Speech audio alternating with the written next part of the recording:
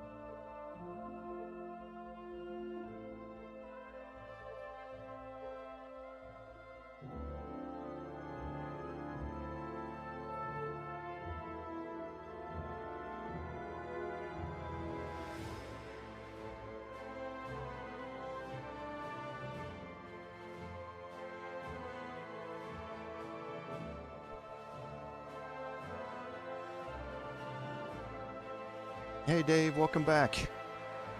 Good to see you again. Thanks for being here. And I saw chat was hopefully working again. It worked when I put my comment up. I'm kind of divided attention here while we're getting ready to start, so I hope the comments are showing up in stream. But I know mine did when I typed it, so...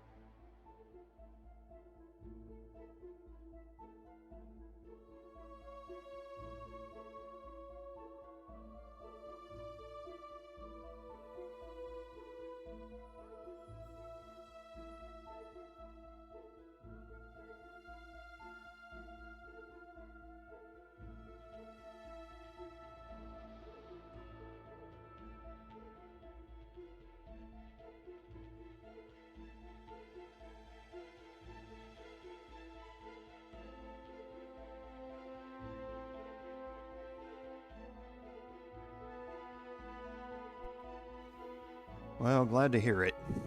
Stream Elements doing Stream Elements things and YouTube doing YouTube things, so I'm glad they're showing up again.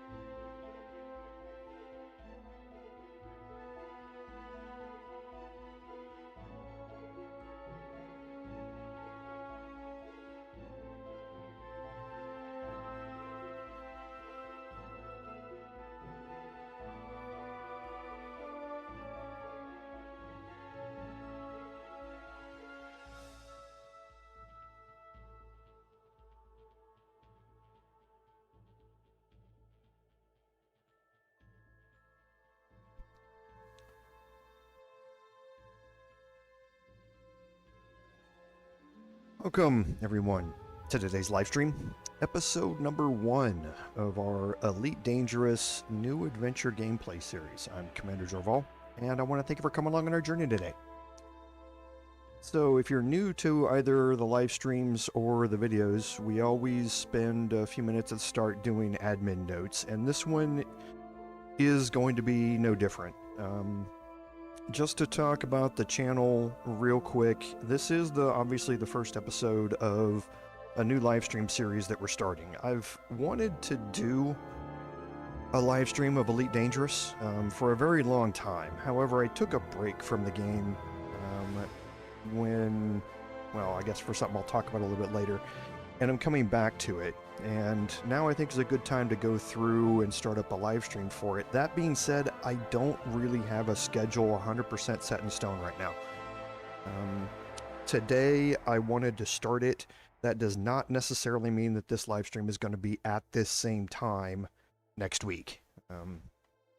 On my admin notes from my other live streams, I've mentioned some other things that I have going on in my life. I do have a full-time job, so I'm not able to just stream whenever I feel like it. And my weekends are going to get filled up with backpacking trips and that sort of stuff that I'm getting back into.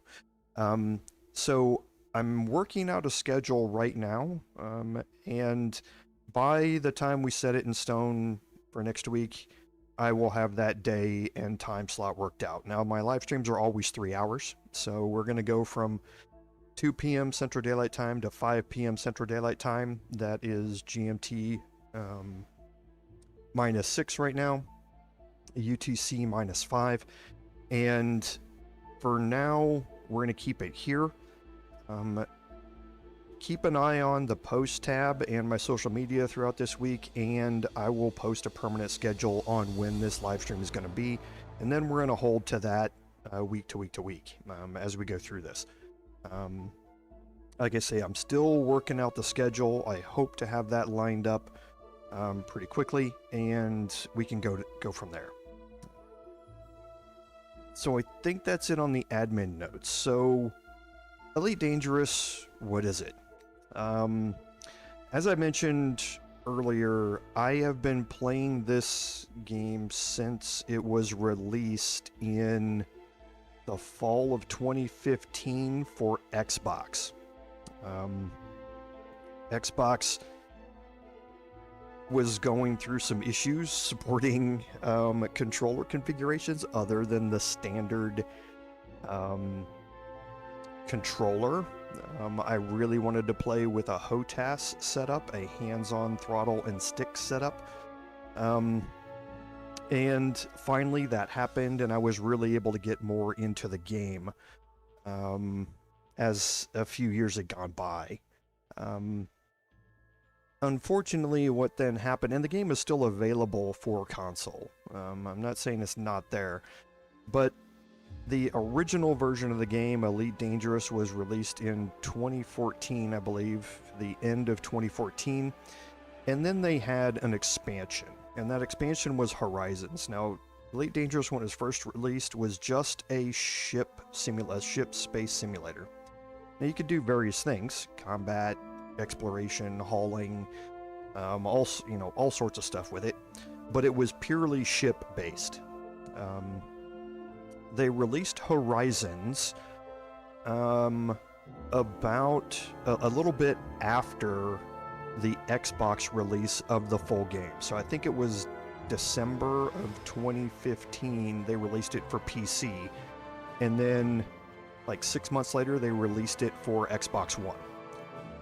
And Horizons added the ability to land on planets. Now, you weren't able to get out and walk around on planets. You were given what was called an SRV, or a Surface Reconnaissance Vehicle. You could land your ship on the planet, launch your SRV, and you could drive around on the planet. And that opened up new gameplay mechanics and things like that to go along with it. Much later on, and there were various chapters added to this, Beyond was a bunch of updates that happened after Horizons. And that added new ships. It added some changes to mining. It added new exploration mechanics with a full spectrum scanner and all sorts of other stuff. But it wasn't really an expansion. It was just a series of updates with content drops. So it was always Elite Dangerous and Horizons. And then in middle of 2020, Frontier Developments, who's the developer here for Elite Dangerous, announced Odyssey. And Odyssey, what we all called Space Legs, because it would give you the ability to finally leave your ship and or your SRV and actually get into stations that you see orbiting or rotating there on the screen right now, and walk around, as well as walking around on planets. And when they did that, they rolled Horizons into the base game of Elite Dangerous. So now when you buy Elite Dangerous, you get Horizons as part of it. That is what is available for console. The base game plus Horizons. The Odyssey expansion is not available on console, unfortunately.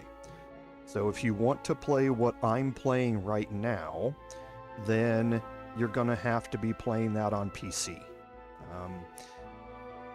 During COVID, things shifted a bunch, as it did for the entire gaming industry. And in the middle of 2021, I believe, they released the Odyssey DLC. And now, if you go to the Steam store, you can buy the base game and the Odyssey DLC, and that will give you the full features of the game. That's what you're going to see here. That's why it says Odyssey up on the screen. That Odyssey includes Horizons, and it includes the base game. So we have a full featured version of the game here that we're going to be playing. Now, as I said, have been playing this game ever since 2015, so over 10 years now. I took a little break for about a year and a half when and not just me, but a lot of people thought the game was getting a little bit stale. We weren't seeing any new ship content. We weren't seeing any new real content drops. It was getting a little bit boring for us to play. And then FDev came back with an overarching storyline concerning a threat to humanity called the Thargoids, and that went on for about a year, or a little over a year. And that brought some people back into it.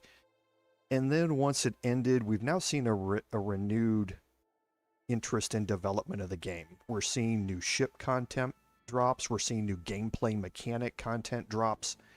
And they've released a roadmap of what they're going to be expanding on here in the future. Now, Elite Dangerous is no longer Frontier Development's flagship title. I think that is now like Jurassic Park World. Is their main moneymaker, but this still has a very vibrant player base in it. You will actually see other players in game. It is an MMO, so you will occasionally run across actual live players. You can join factions, which are like clans or things like that, player factions in the game if you want that type of experience.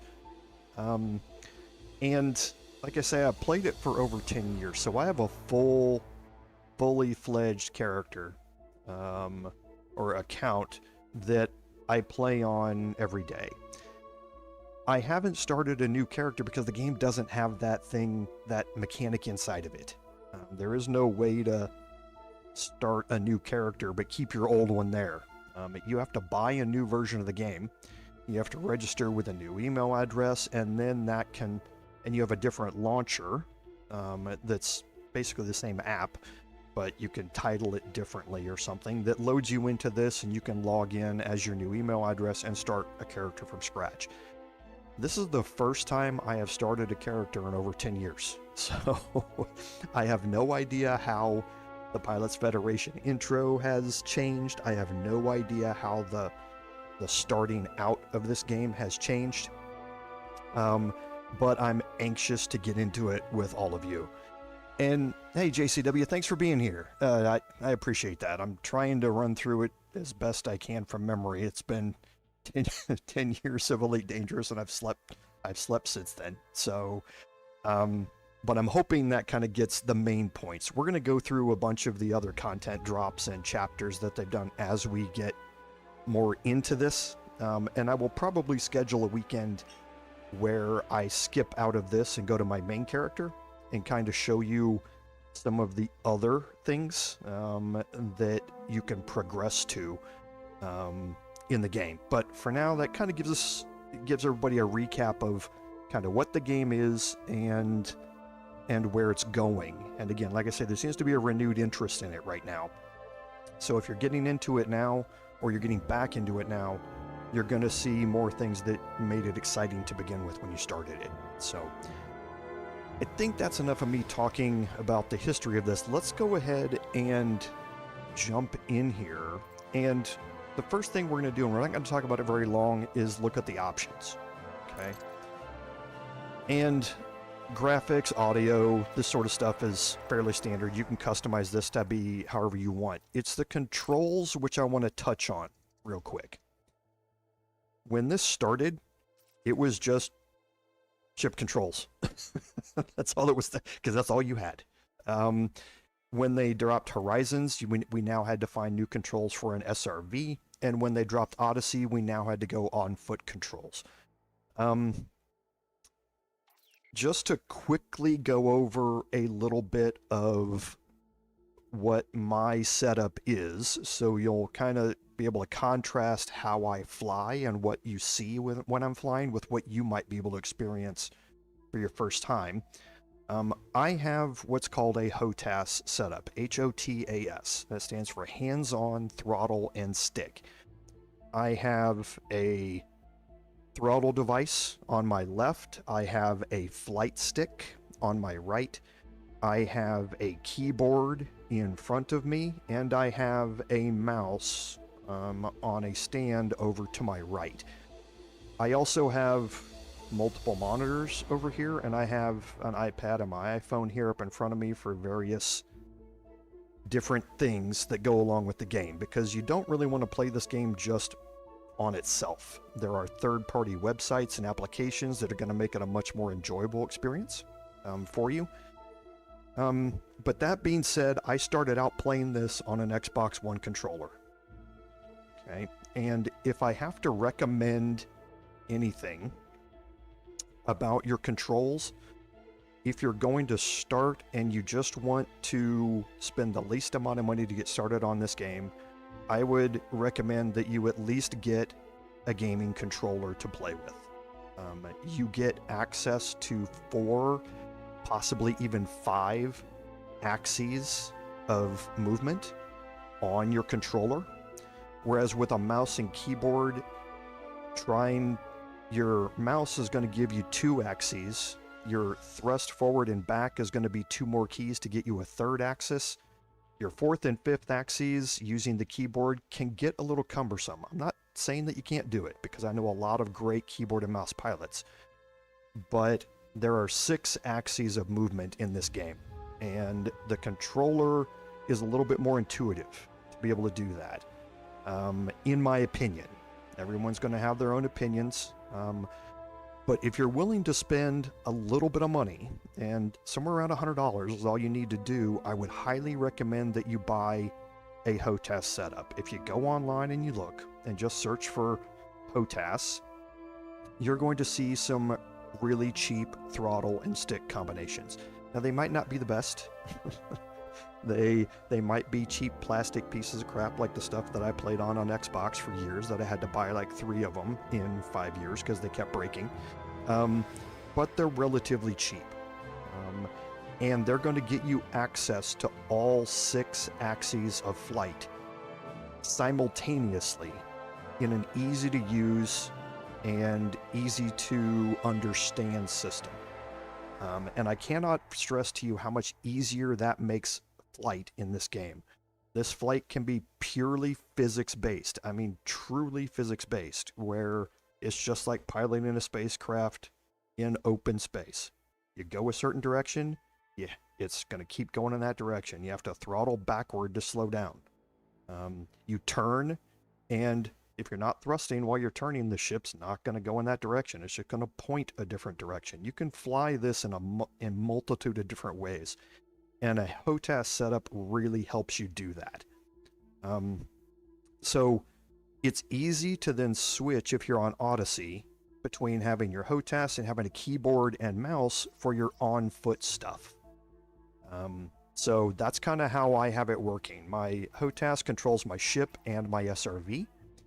My keyboard and mouse, I then swap to that when I'm on foot. It disables my HOTAS and it immediately swaps over to keyboard and mouse.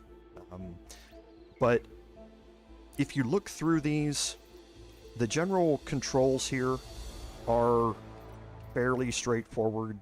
There's a lot of controls in here, okay? When you look through this, there's a lot of controls. Don't get decision paralysis about these controls, okay? You're going to quickly, as you go through the game, find what's going to work for you, what controls you don't have mapped to a key or to a joystick input button, like I do. And you will quickly find those and add those into your setup, okay? So, for instance, if I'm looking at my flight stick here, see, this is what my joystick axes are doing. So there are 3 translational axes and 3 rotational axes. The rotations are yaw, roll, and pitch. Your translational axes are lateral thrust, or strafe left and right, your vertical thrust, which is strafe up and down, and your normal thrust, which is going forward and backward. Okay? All of these things I have mapped. This is not mapped on here because it's on a separate joystick. I have some really high-end flight sticks here, and to get them to work, I have an external program that maps all of these buttons. I have something like 75 buttons on these joysticks. The game can only handle 32 buttons worth of inputs, I think. So I have a separate program that kind of maps them over, but my throttle is listed in here, not here. Okay. So there are a bunch of different controls in here, but like I say, don't get caught up on them. One thing that I will recommend is that you have something to set your speed to 75%. Okay, you're going to very quickly see why we need this. So have some quick key or binding to set your throttle speed to 75%, so that no matter what you've told the input to be on a throttle or on your controller, when you hit a button, it sets your speed automatically to 75%. So definitely want to do one of those. And the rest of it, like I say, you're going to quickly figure out as you go. There are some other things in here that you're going to be able to set up as you go. Headlock mode is very, very useful. It's kind of hard to do on a controller sometimes, but because you're giving up axes of control while you're moving your head around. But being able to move your head around and look to the side as you're going somewhere else in a different direction is very useful. Your mode switches, we'll talk about more about all of this here in the future. So don't get so paralyzed with these controls, because there are literally hundreds of control inputs here. Try the custom or the setups that come along with the game. If you don't like it, start modifying them. Pretty soon you'll have a setup. So, and yeah, Commander Scorpion is just saying the exact same things that I mentioned there. If you can spend a little money up front, that's why I recommend just getting a controller to start. See if you like the game. If you like the game and you want to get more involved in the game and you want to make things, in my opinion, a lot easier and a lot more intuitive, then go invest in a cheap HOTAS system and see how it works. You can get those for $100 or even less than a couple of $100 for a fairly decent one. my setup from Virpil here cost me somewhere around $750. Okay, it's a really good setup, but it's also really expensive. So I'm not saying go out and do that, but something that, like Commander Scorpion says, I would highly recommend that you take a look at. Okay. So let's go ahead and start. And as I just mentioned, I have not started a new character in over 10 years, so I'm really anxious to see how all of this plays out here in the game. My main character is a male, so let's just focus on a female character. Your helmet always on. I don't really care about the look of my characters. I really don't. But there are presets in here that you can scroll through, head types, age, to, you know, add in lines and all that sort of stuff. All of this sort of stuff has been in the game for quite a while. It's been expanded on here and there, little bits at a time. Hair types and colors, base presets, but you can always expand these and customize them. So I've seen commanders that do really, really good jobs at actually putting themselves in the game, because there's so much that you can customize inside of the character creator.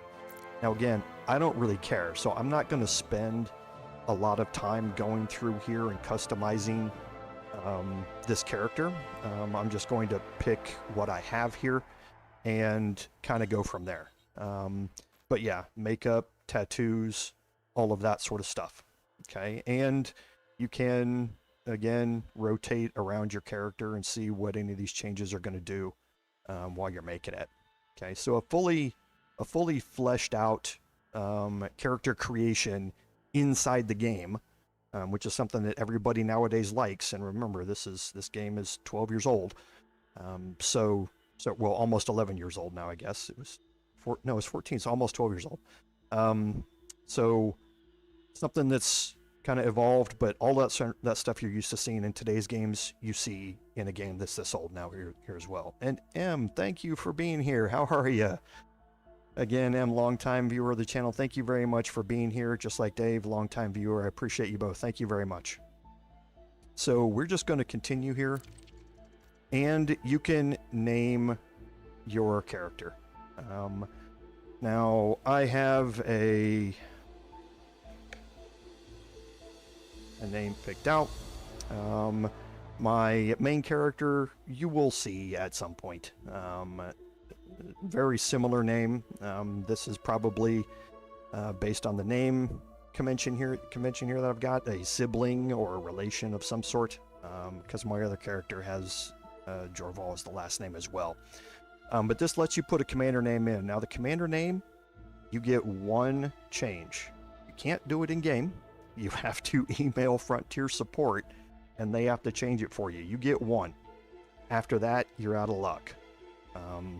So whatever you want is your commander name here, whatever you want your character look to be, set that now, because once you have it, you're not going to be able to change it. It's one of those things that has been a point of contention over the years, but it's also kind of a point of pride that you have a character that's been there forever with that same name. So we'll go ahead and confirm.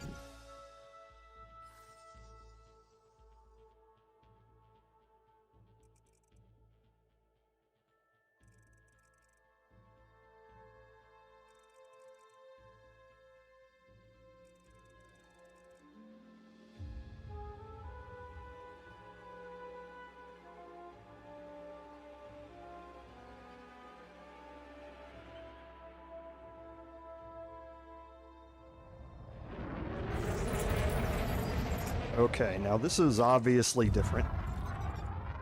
This is it, soldier. Your last assignment before moving on to bigger and better things.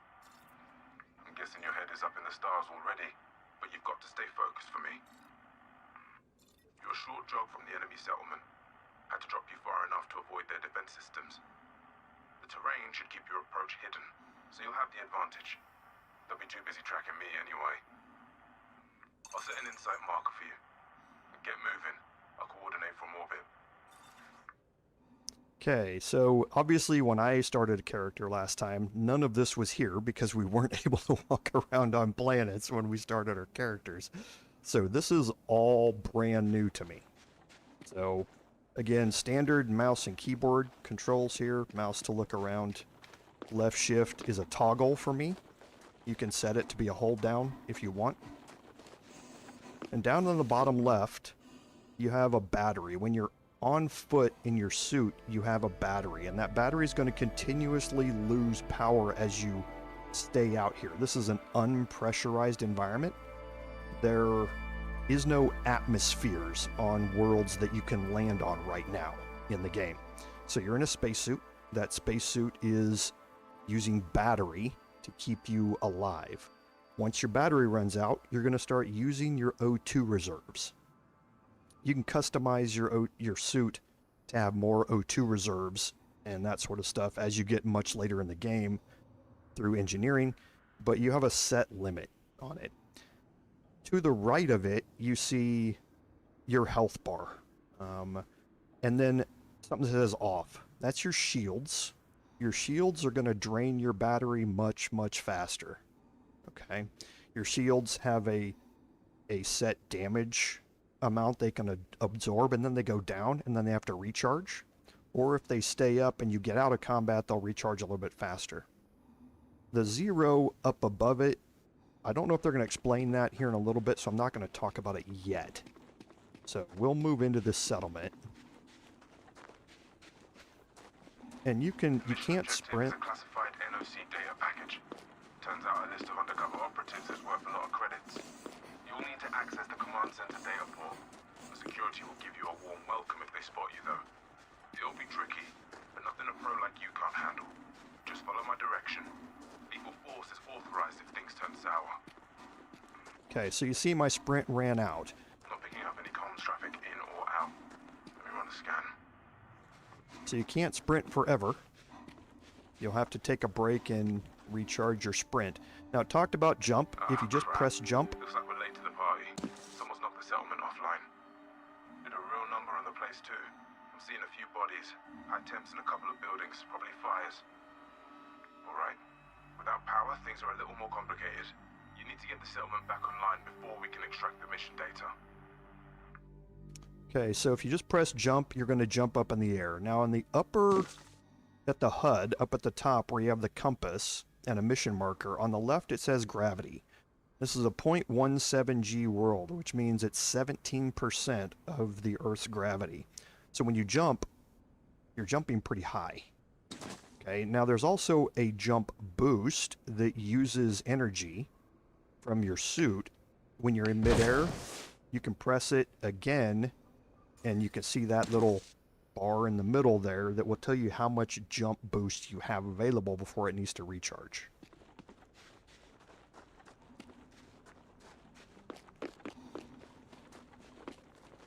And this is the first time I'm playing any of this, so this ought to be interesting.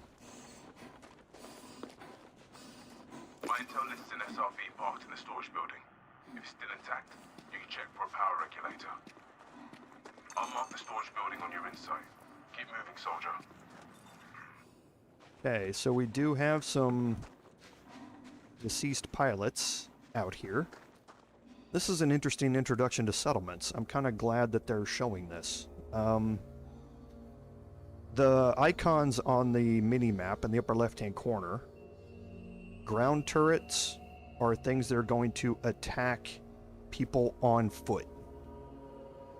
Okay, so ground turrets either need to be knocked out or turned offline, or else they're going to fire at you if things turn hostile and you're an enemy of the faction here.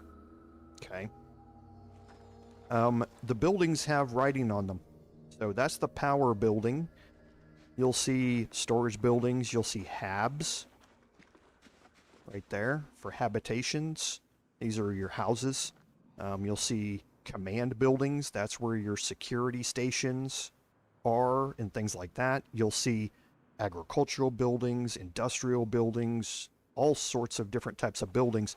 Being able to see the names on the side is going to be key to helping you do missions in these settlements later on. So it's good that they're giving you kind of an interesting look into how settlements work here. Must have been trying to break in. Since the power's down, you're gonna have to charge the door manually. Use your energy link tool on the charge port to the right of the entrance. Okay, so your energy link tool, depending upon every suit has an energy link tool. Okay. Now you have transfer mode, which is basically taking energy from a transport or from a port on the wall to recharge your suit.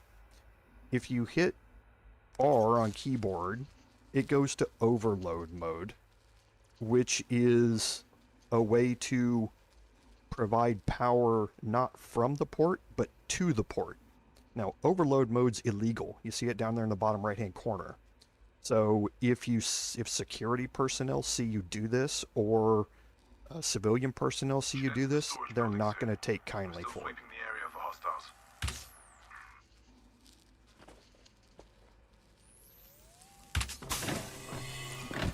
You're an ask questions later kind of person, am I right? Well, overcharging still works. Okay, now I have T for my headlamp. Get in. Perfect. Entering pressurized environment. There should be an SRV parked in here. It's a Scarab model. Okay. You're in luck. Okay. There's a panel under the cabin you need to open with your arc cutter. That's where the power regulator is fitted. We can use it to bring the settlement back online. Okay, so this is a Scarab SRV. This is the panel. Now we must have... Right there. Carve that sucker open, soldier. Okay, we must have a scavenger suit here, which means that we have an arc cutter tool. Not every suit has an arc cutter tool, but you can hold down and you can use your cutting tool to cut across the maglock. We have a winner. Take the regulator. You've got a better use for it. Now we're not going to... I don't know if you get to keep any of these other assets, but we're not just going to take the regulator. I'm going to take everything in here. Non-essential items. Probably because it's illegal. Okay, so here's the power regulator. That's it. We don't know what state the other buildings are in. Let's grab some energy cells while we're here. There should be a dispenser by the airlock on the other side of the building. Okay, so these are energy cells. You can take them. I've only got one in my inventory, so I'm going to take another. And I can use one. You won't need to worry about your suit battery running dry for a fill up. while. Suit fully charged.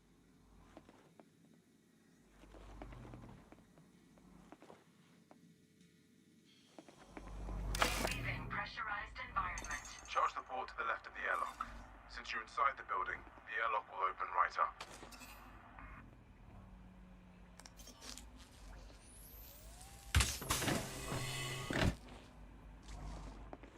Okay, and you can see that Across the yard. Look sharp. overcharging uses suit battery. Your arc cutter There was a hard uses fight suit here once the battery. defenders pulled the power regulator. No power means no data to steal. Okay, and you have, when you mouse over targets, you can scan them, and you see they have a number beside them. Those are all zeros. This is a 1. That's what that number down there above my health bar indicates. That's my security clearance level. 0 means no one's going to care about it. Now, you can, using a different tool, which they haven't explained yet, and I'm wondering if they're going to, you can clone this profile here and add that 1 to yourself. Now, that's illegal, so if you get scanned by anybody, or if anybody sees you scanning or cloning their profile, again, they're not going to be happy. But that higher access level gets you into higher level buildings in the game.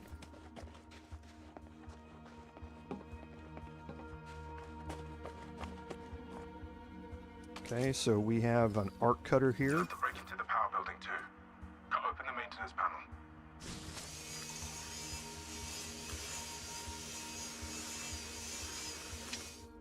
Now, charge the mechanism, like last time. And you'll find out real quick that the gravity on these panels falling off, sometimes they'll get stuck in there. Sometimes they'll completely mess up and just not allow you to access it. It's just all part of the game.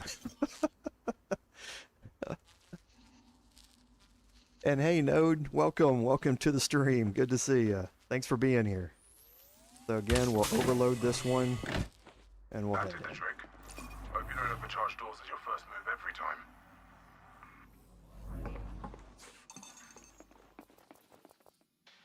To bring the reactor back online, slot the power regulator in place. The regulator housing is open, so just slot the thing inside. Okay, so again, there's a level 3. That's the highest you can get. And that's the end-all, be-all security clearance that you're looking for when you do a settlement mission. And you'll see that much later on when we start doing them. To get to clone a level 3 access and then use it to get into any part of the facility that you want. So here we can drop off, and this introduces you to the inventory system in the game. So you can scroll between assets and data. Okay.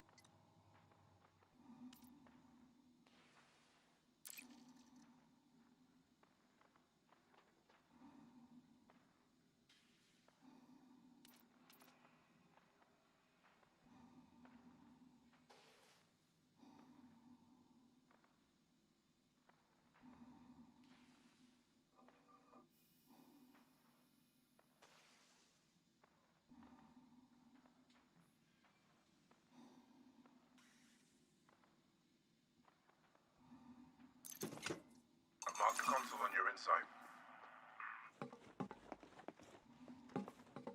Of course there's an authority check. Okay, you're gonna need security clearance from one of the nearby bodies. Feigning authority is another illegal move, but I'll make sure you're covered in the mission report. Equip your profile analyzer.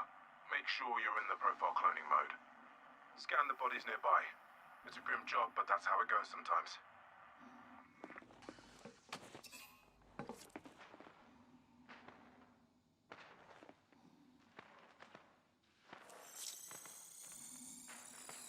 No bounty detected.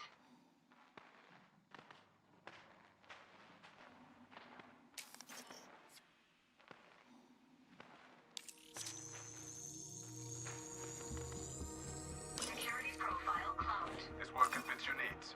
Clone the security profile to your suit. Engage the power regulator using the reactor console. This will bring the settlement back online.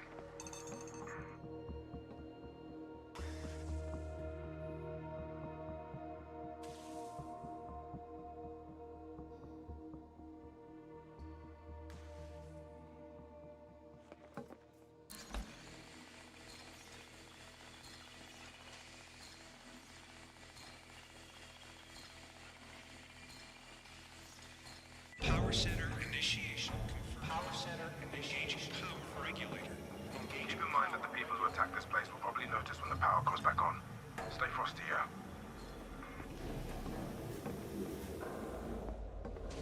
Power center online. Nice one. We're back in the game. Before you leave, there's a recharge socket on the wall. Top up your battery if you need to. Suit recharging. Suit fully charged. Time to collect the mission data. Power's on, and your new authority level means easy access. Head back outside.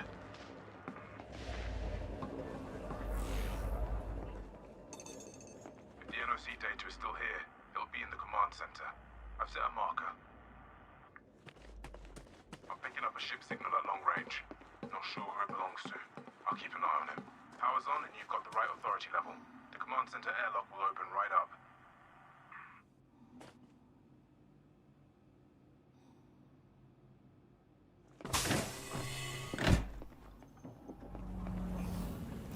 Nice of the raiders to keep the place warm for you. You're gonna want to put those fires out. Since nobody's around, you may as well flush the atmosphere. Entering pressurized environment. Use the atmospheric control to purge the building. Bounty detected. Murder. Assault. Yeah, this one won't be missed. Your call. Just watch your step if you're gonna leave the place cooking. Bounty detected. This one has a few bounties. Fire detected.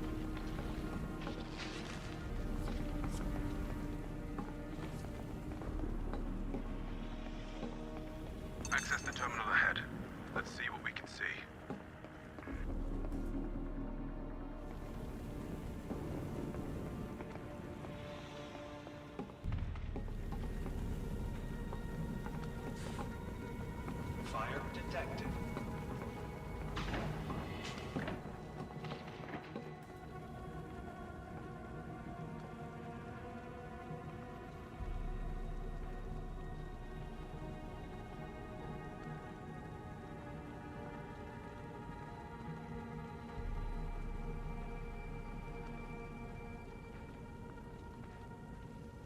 Fire detected.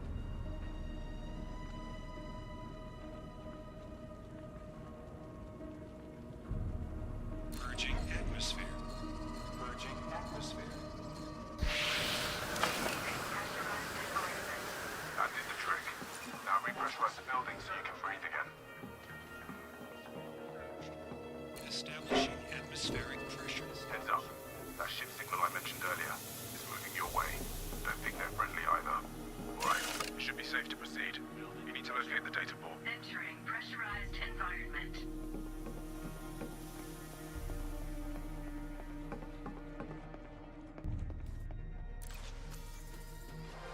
Alright. Status messages, resident details, key objects. Everything you could need to navigate a settlement. All seem to be working.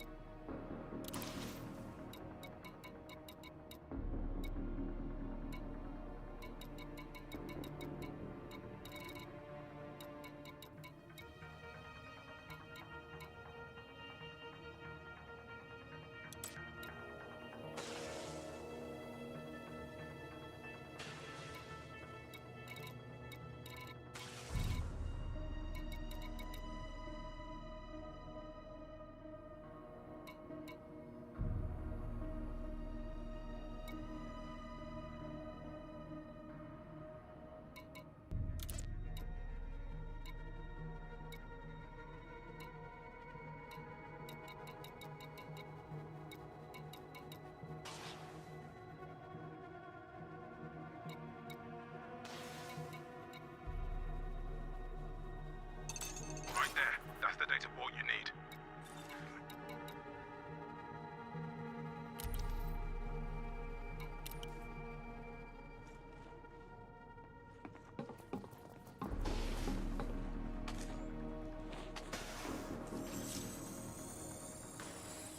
Bounty detected.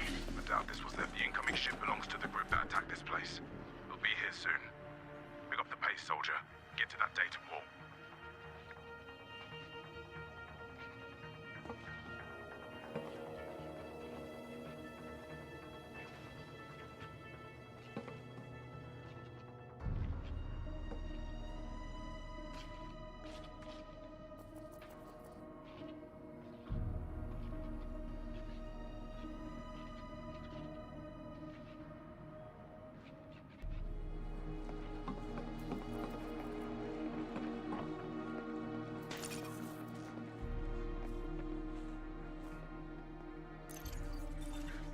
The NOC data is still here.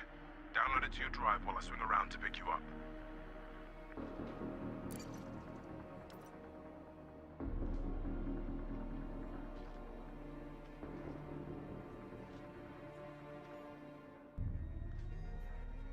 Downloading data.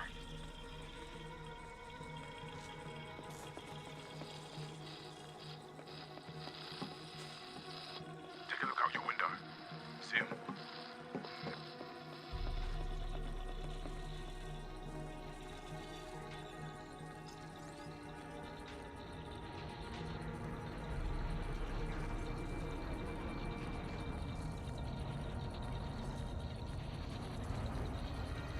Transfer complete. You've got hostiles touching down. Now the power's back online, they've come to investigate.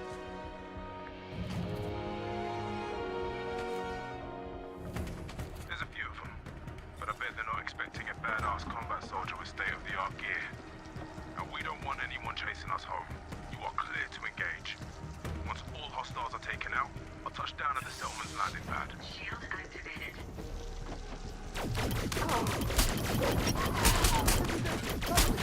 Two down. Watch your radar for the others.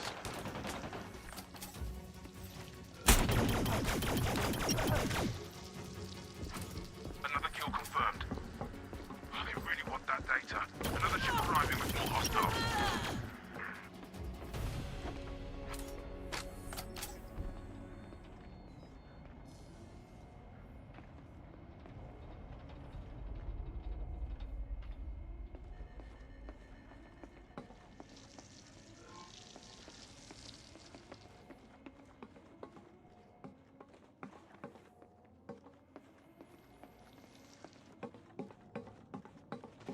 Switch your shield on and get moving. You don't want to chew through your battery before the shooting starts.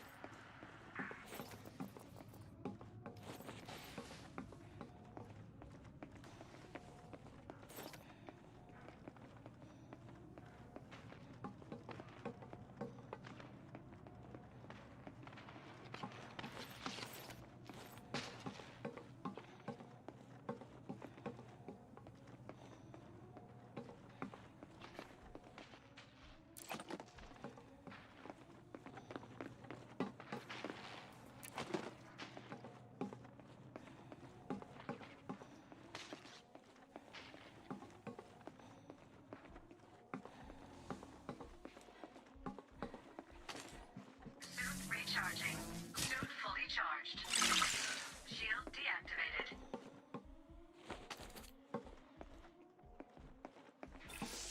Shield activated. Leaving pressurized environment.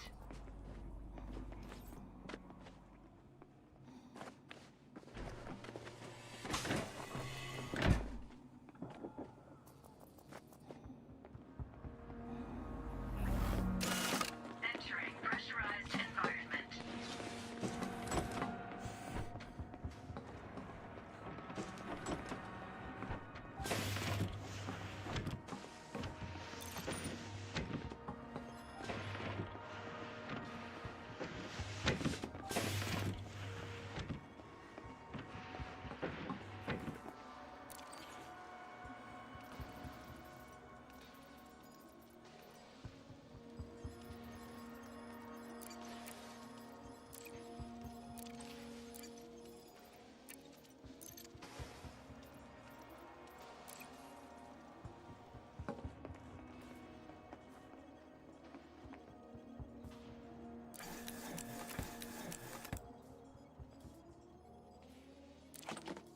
The people outside with guns are a higher priority than looting the place.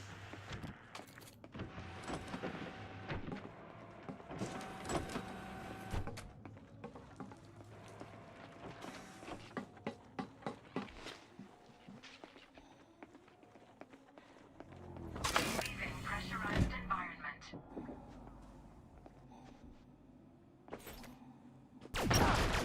Now we're talking. Use the environment to your advantage.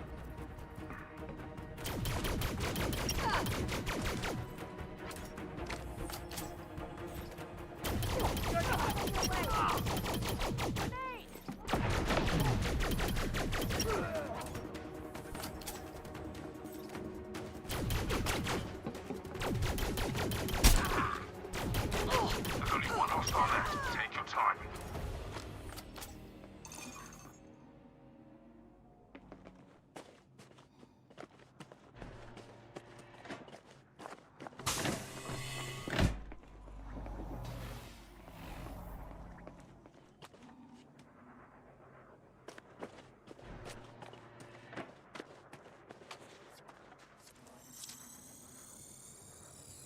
Bounty detected. Bounty detected. Hop in. Time to get that data where it needs to be.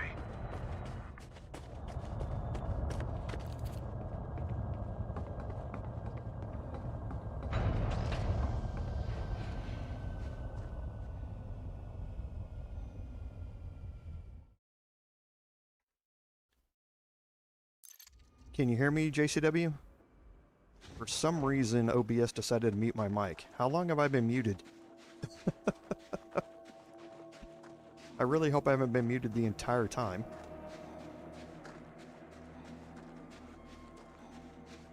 Come on, get in. There's a cold beer waiting for me at 4. Oh, please tell me I haven't been muted that entire time. Okay, so once you get here to the blue circle here, you can press E to board the ship. Now there aren't ship interiors in the game yet. It's something that every commander has been waiting 1,000 years for, and Frontier has given no indication that they're going to be doing it. Oh geez, JC, I'm sorry everybody, I don't know why OBS decided to just mute my mic for no reason whatsoever. So I apologize. I'll try and keep an eye on that a little bit more. I tend not to watch OBS as much as I do the chat, so I apologize for that. What I explained while I was muted was that I don't know how much of the materials and farming stuff in there actually stay with you, since this is like a tutorial. If I was playing this myself, I would spend the next 30 minutes farming every locker, every material, everything out of there just to get a jump start on the farming for materials. It's not the most engaging gameplay for y'all to sit here and watch me use an arc cutter to open stuff up for the next 30 minutes. So I'm not going to, but you may want to spend some time doing that to get a jump start on the materials. This is an easy place to get them since now there's nobody left. So like I said, there's no ship materials, so once you get to the blue circle, just hit E to board the ship. You can manage your inventory and you can resupply. Resupplies your power, your O2, and your ammunition. You can manage your inventory by transferring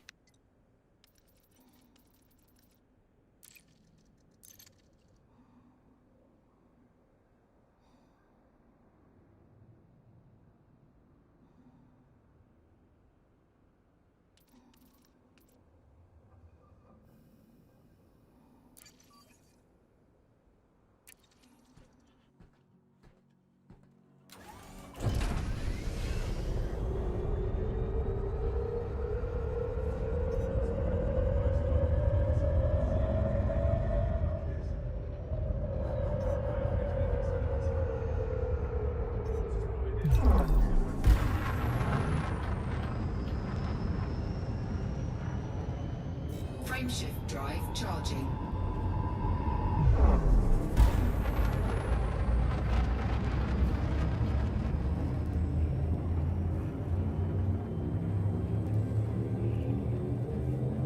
Four, three, two, one, engage.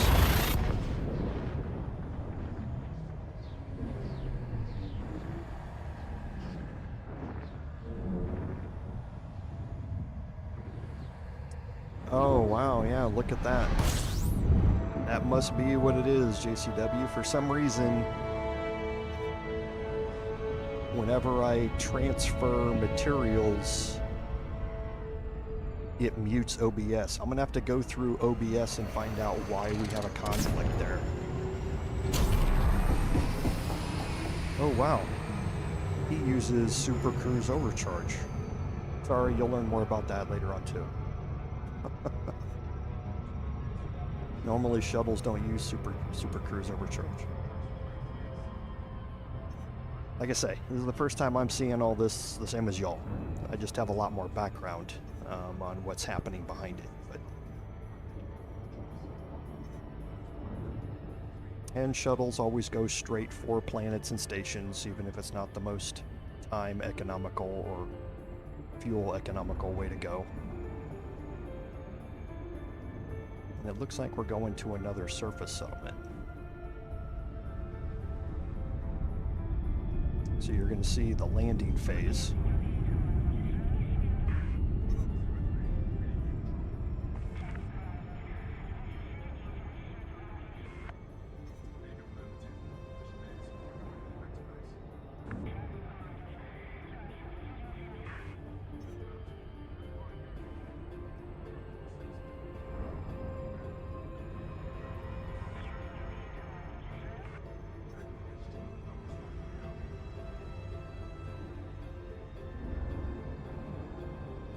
So now you're going to enter what's called the orbital cruise. Orbital flight engaged. And this is where your speed really matters. And then you're going to hit the DRP, which is the drop zone, which is when you move into a ballistic trajectory to finally end up at your destination when you enter what's called glide phase. And this is all autopiloted. I'm not doing any of this. This is like what happens when you take a shuttle around the various planets and systems. But you'll be flying this yourself soon enough.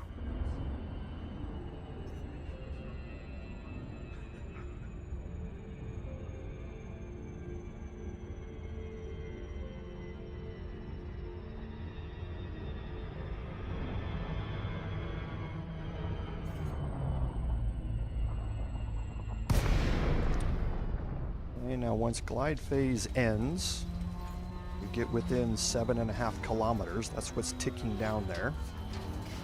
You would go to your left panel and you would initiate communications and request docking.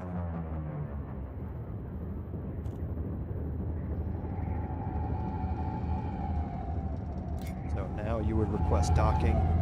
They would give you a docking bay number. And you would move in, deploy your landing gear. There's the docking request granted.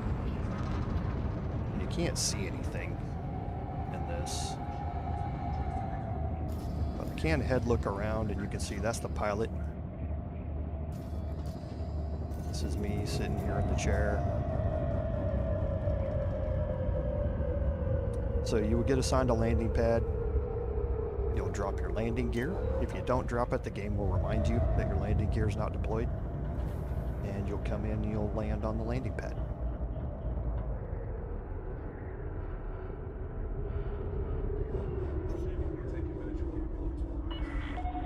Terrain alert. Pull up now. And I really don't trust auto docking. I've been killed too many times by it.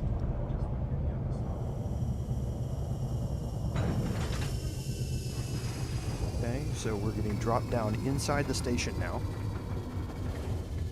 So it's going to turn us around. It's going to back our ship platform in to the dock. The tray's going to go up. It's going to grab the roof right there, and it's going to push it up into place, and it's going to pressurize the dock. So now we're pressurized in here. And we can now disembark. So your 4 panels. Okay, this is an important time to do it.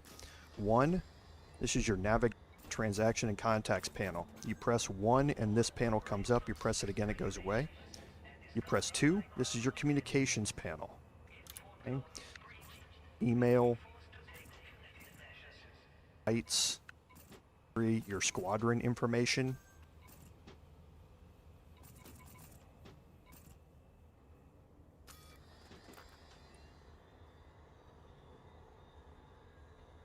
It has information about your commander here, your ranks.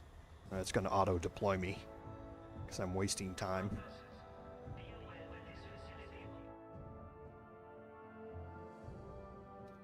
And then you have the 3 panel, which is your on-foot deployment, your SRV deployment, your ship launch fighter deployment, and that sort of stuff.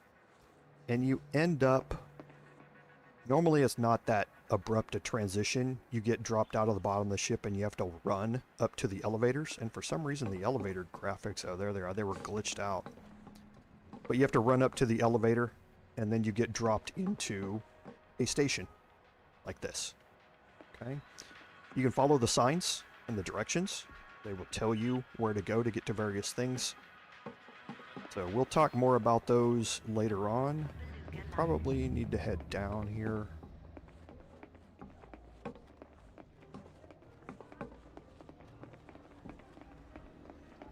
Okay, but it is some nice environments. Hello. If you want to know more about our ships, just ask. Okay, so we need to visit Inner Astra. That's up here in the upper right-hand corner. Inner Astra is where you can purchase ships while you're on foot.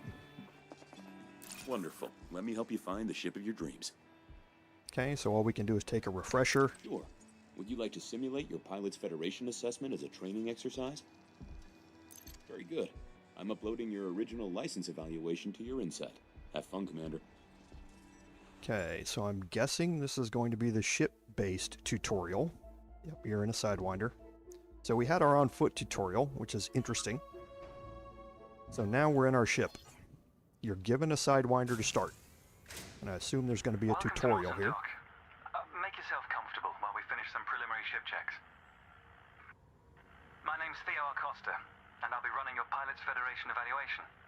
Most pilots assigned to me earn their license, so as long as you follow my instructions, you'll be a commander in no time.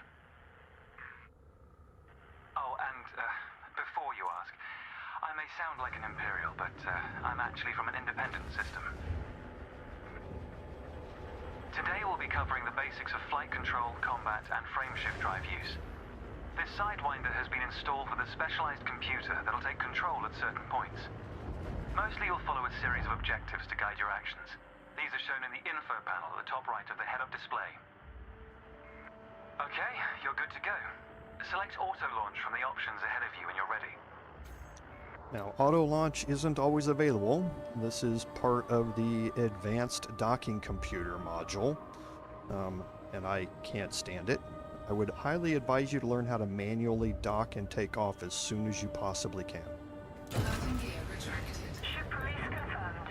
Auto launch sequence underway. The beauty of auto launch is that you can relax and enjoy the view. One of the ways that technology allows us to appreciate the good things in life. Other applicants are departing for their own evaluations, but this isn't a race. Each of the coming stages can be completed at your own pace.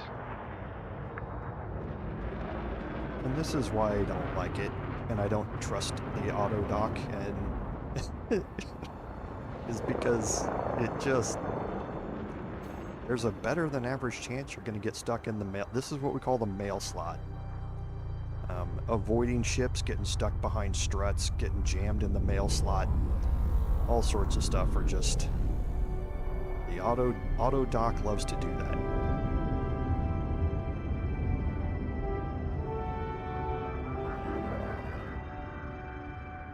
Remarkable, isn't it?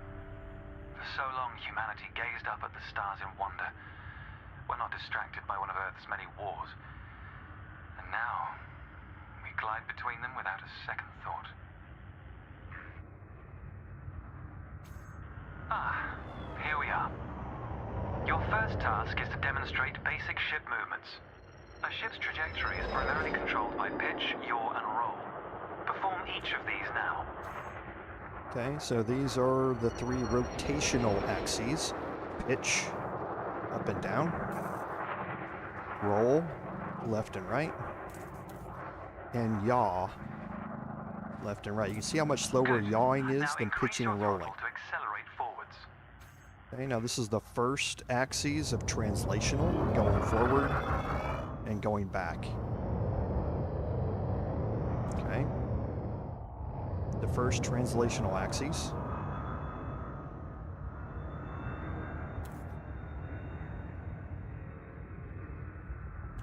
Decrease the throttle to resume a stationary position. Now this is going to automatically slow you down. It's going to reverse thrust. That is not how flight assist off works, which we'll deal with later on. Your throttle can also be pulled back from zero to engage reverse thrust.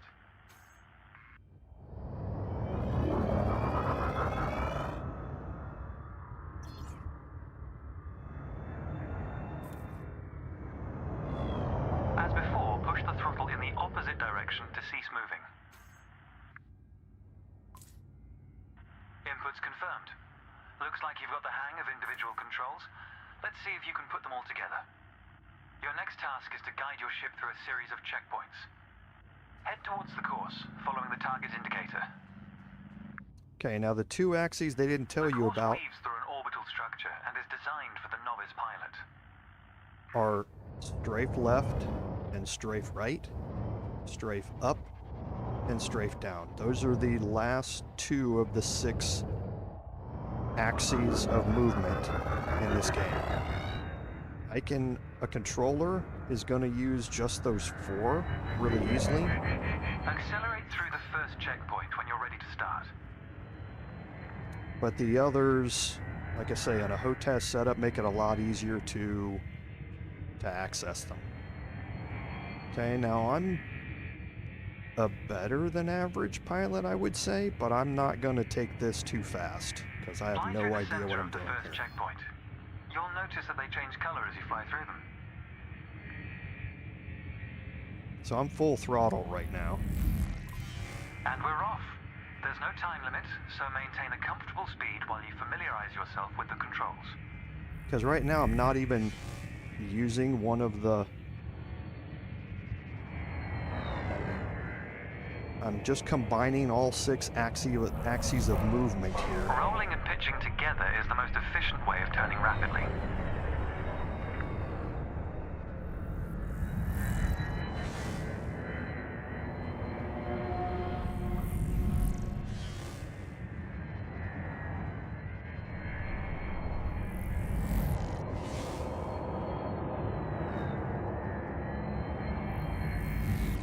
I'm pitching down, I'm translating down while I'm keeping my pitch level while I'm going through this. So, like I say, this is... It's good practice to consider the angle and speed of your approach. See the blue marker beside the throttle gauge? This indicates the optimum turning speed. When you're in the blue, you can turn fastest, but you're sacrificing speed. That's 75% throttle is when you're in the blue.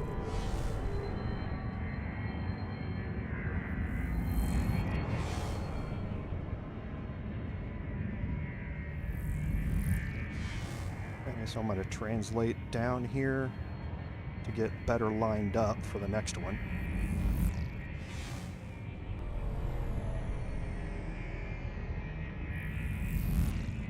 You're approaching a particularly sharp turn, so I advise slowing down to prevent any mishaps. Like it.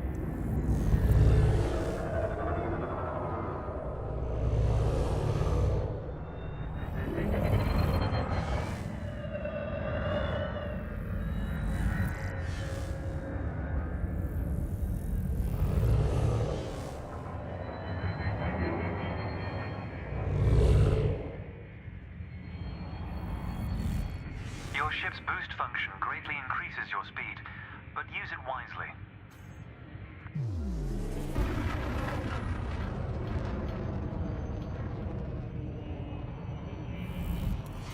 That's the last checkpoint. The Sidewinder is an agile craft, and you handled it well. A new icon has appeared on the sensor display in the center of your dashboard. This represents a nearby beacon, which you'll soon scan as part of your evaluation. Target the beacon before we continue. You're going to use your ship's data link scanner to analyze the beacon, but you need to deploy hardpoints first.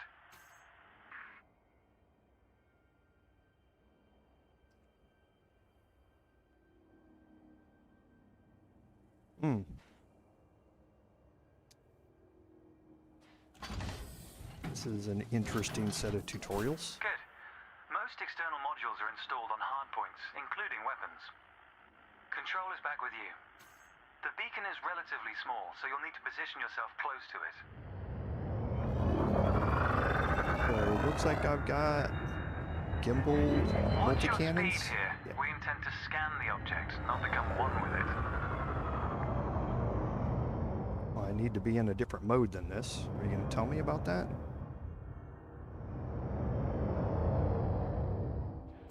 You can scan the beacon now.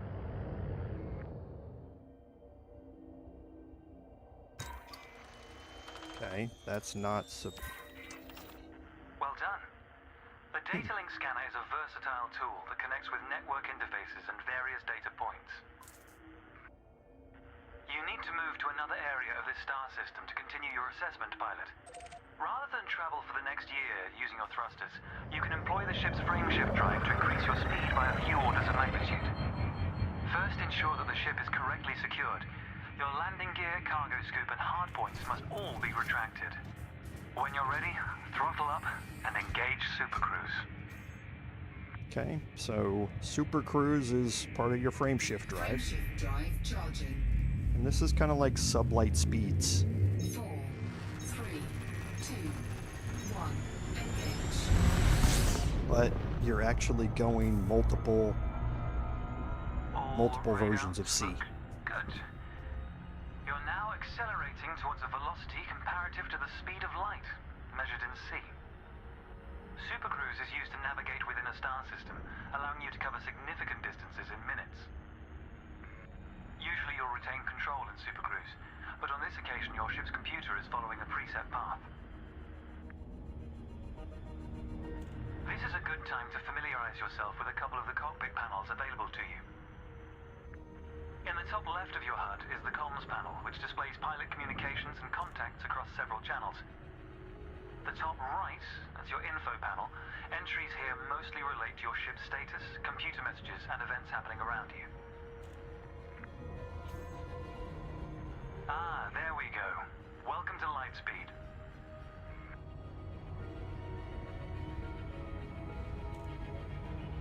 Now, this is a physics-based simulation in a lot of ways. They actually had an astrophysicist on staff during development of this game, and you'll learn more about that later, but how gravity interacts with the frameshift drive is something you're going to learn Watch about. the distance and speed markers on the dashboard. These are used to help you accurately disengage at your destination. So you're looking for the blue speed and the blue distance. Your next lesson will introduce the basics of combat. Several static and mobile targets will be provided around a decommissioned megaship. We'll also cover some situational information about weaponry and target tracking. And yes, you'll get to shoot those weapons you saw earlier. So it's following a preset course, but once your speed gets below 1,000,000 meters per second and your distance gets below 1.03 million meters, then you'll be able to drop out of supercruise. Astronomical bodies have a gravitational effect on the FSD, reducing your ship's speed. The closer the body, the greater the effect. Oh, that's cool they told you that. That wasn't in the first tutorial that I remember. You'll learn about gravity wells and how they affect your ship while you're traveling through supercruise. The frameshift drive is later disengaged. Welcome to the combat zone. Before you start shooting, however, try analyzing the megaship with a data link scanner.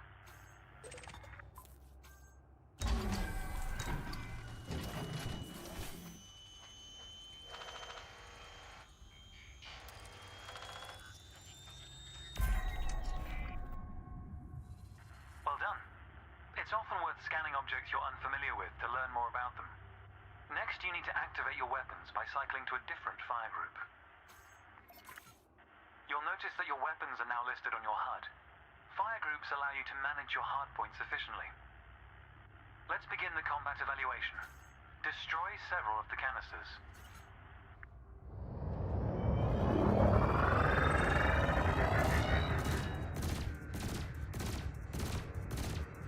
And you can see the target on the bottom left. Your ship has 2 weapons installed. Make sure you use both your primary and secondary triggers. Thrusters are particularly useful for navigating around large structures. Why not give them a try?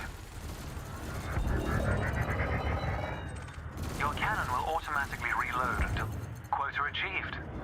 Let's dial up the challenge a notch, shall we? An unmanned craft has arrived nearby. These drones are used by the Pilots Federation as target practice, and they're quite harmless. To continue, bring the craft into your sights and open fire. Okay, so now we got our first moving target.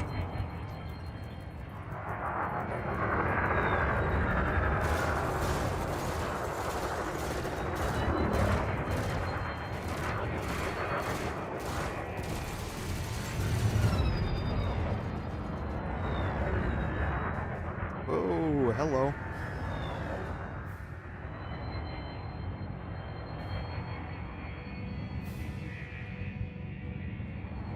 Go around.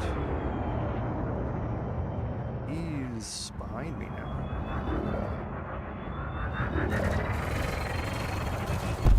There we go. Target destroyed. Nice work. You may have noticed that multi-cannons are effective against unshielded targets. Another craft has arrived. This one is fitted with a shield generator. Helpfully, your burst laser is a thermal weapon, which excels at stripping away a target's shields. Okay, so now you learn to use 2 different weapons. You learn to use your burst lasers to strip shields and your multi-cannons to defeat armor.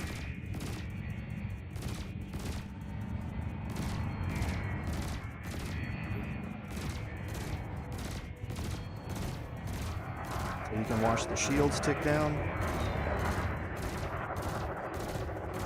And then once they do, Target shield. you can engage your multi-cannons to strip armor faster.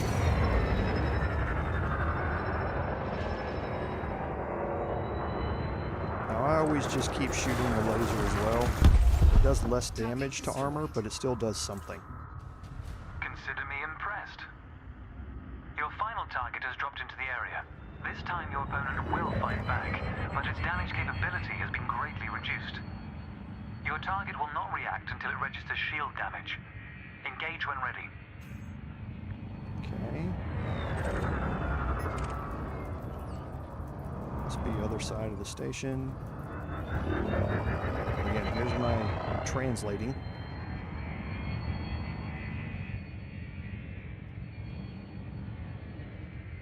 And I'm gonna speed up. He's moving opposite way.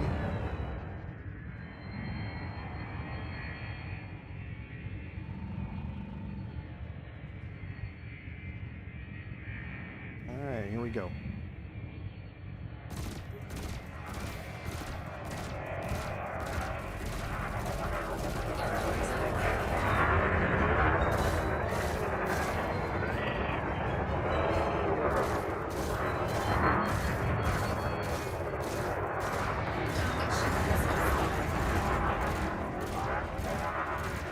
Again, remember your throttle in the blue? When he's going straight away from you, you can speed up, but when he starts to turn, you want to slow down and increase your turn speed. That was the last target. Even if you're planning on a peaceful career, understanding the basics of combat is vital for a pilot's long-term survival. For advanced combat information, you should refer to the pilot's handbook, which we'll cover in more detail soon. The next step of your evaluation involves a hyperspace jump to a neighboring star system.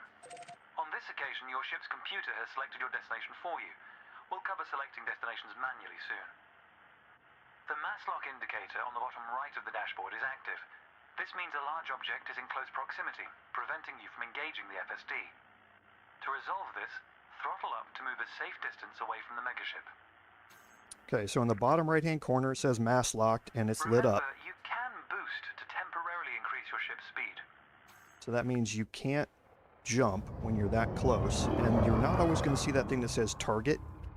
So look in the bottom middle left, see the planets. Move to the right of it, you see a bearing indicator. That means the open dot means it's exactly behind me. So if I pitch up,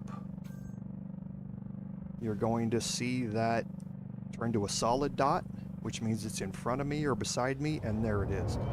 You won't always see that thing that says target when you're playing the game for real. So now we're going to boost to get away from mass lock. The mass lock indicator has gone out. When you are ready to travel light years in seconds, engage the FSD. Okay, so now we're going to engage the frame shift drive. Cannot comply. Need to retract our hard points. Frame shift drive charging.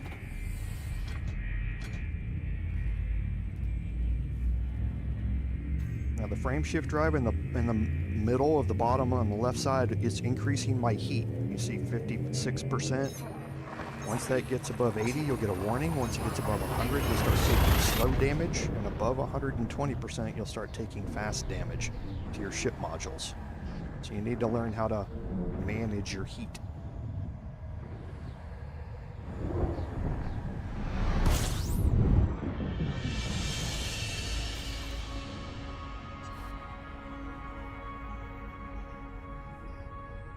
Technology has made the task of leaping between star systems appear trivial.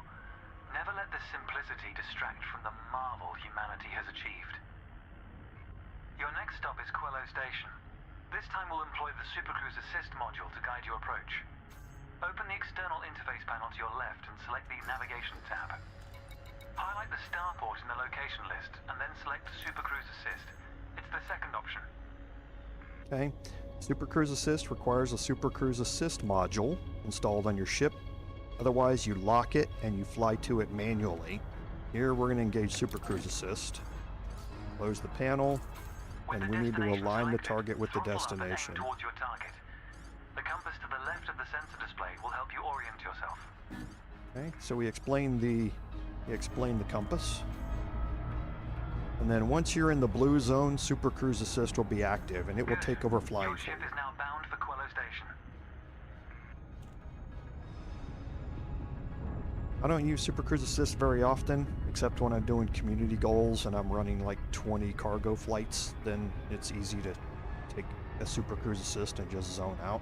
Let's take a moment to review the interface panels either side of your chair. The external panel is primarily used to interact with the galaxy around you. For example, you can access maps, display contracts, and review nearby objects. Meanwhile, the internal panel displays information about you and your ship.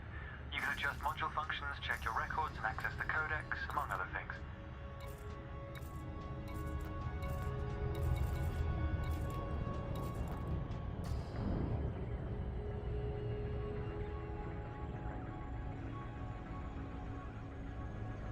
New pilots often wonder what their first step into the galaxy should be. The pilot's handbook is a great source of help in this regard. It details a variety of professions and how to outfit your ship for them. The handbook also offers advice on various ship functions that aren't covered in this evaluation. You can find the pilot's handbook in the codex, accessible on the home screen via the internal interface panel. The trails moving around you are FSD wakes. Your ship is also emitting one. The position of each correlates with their respective sensor display icons. That's kind of your sensor glow in the bottom middle. The docking process. This will cover docking permissions and a standard landing pad approach. And there's a ship just passing to our left. Solid icons are NPC ships. Icons that have a hollow center that are just an empty rectangle are players in the game. You won't see any players here because we're in the Players Federation, or the Pilots Federation. Once we get out of the Pilots Federation, then you'll start seeing players. Welcome to Quillo Station. This is the final stretch. You'll dock here shortly, but I'd like you to position your ship near the starport's access corridor first. Starports are the backbone of humanity's operations throughout inhabited space. They provide mission boards, the commodities market, a number of specialized contacts, and various ship facilities. Most pilot business is conducted via the Starport Services interface. I recommend familiarizing yourself with this screen when docked. Now you see the station's rotating. That's to provide gravity out there in the ring. Now you have to counteract that gravity if you want to stay lined up with the mail slot. Ease off the throttle and Or hold that position spin. here. Oh, and try not to block the access corridor. Because right now I'm rolling left. Because if I didn't, the station would roll out of alignment, but I have to keep with it.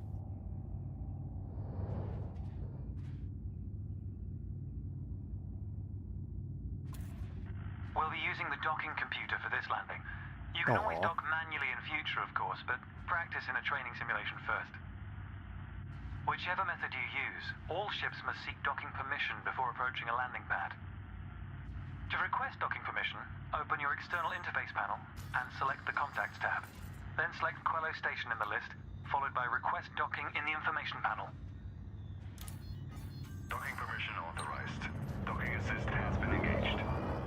You've been assigned Landing Pad 3. The compass will point towards your designated pad. Now the classical Ships music. need to be within 7.5 kilometers of a starport for a docking request to be considered.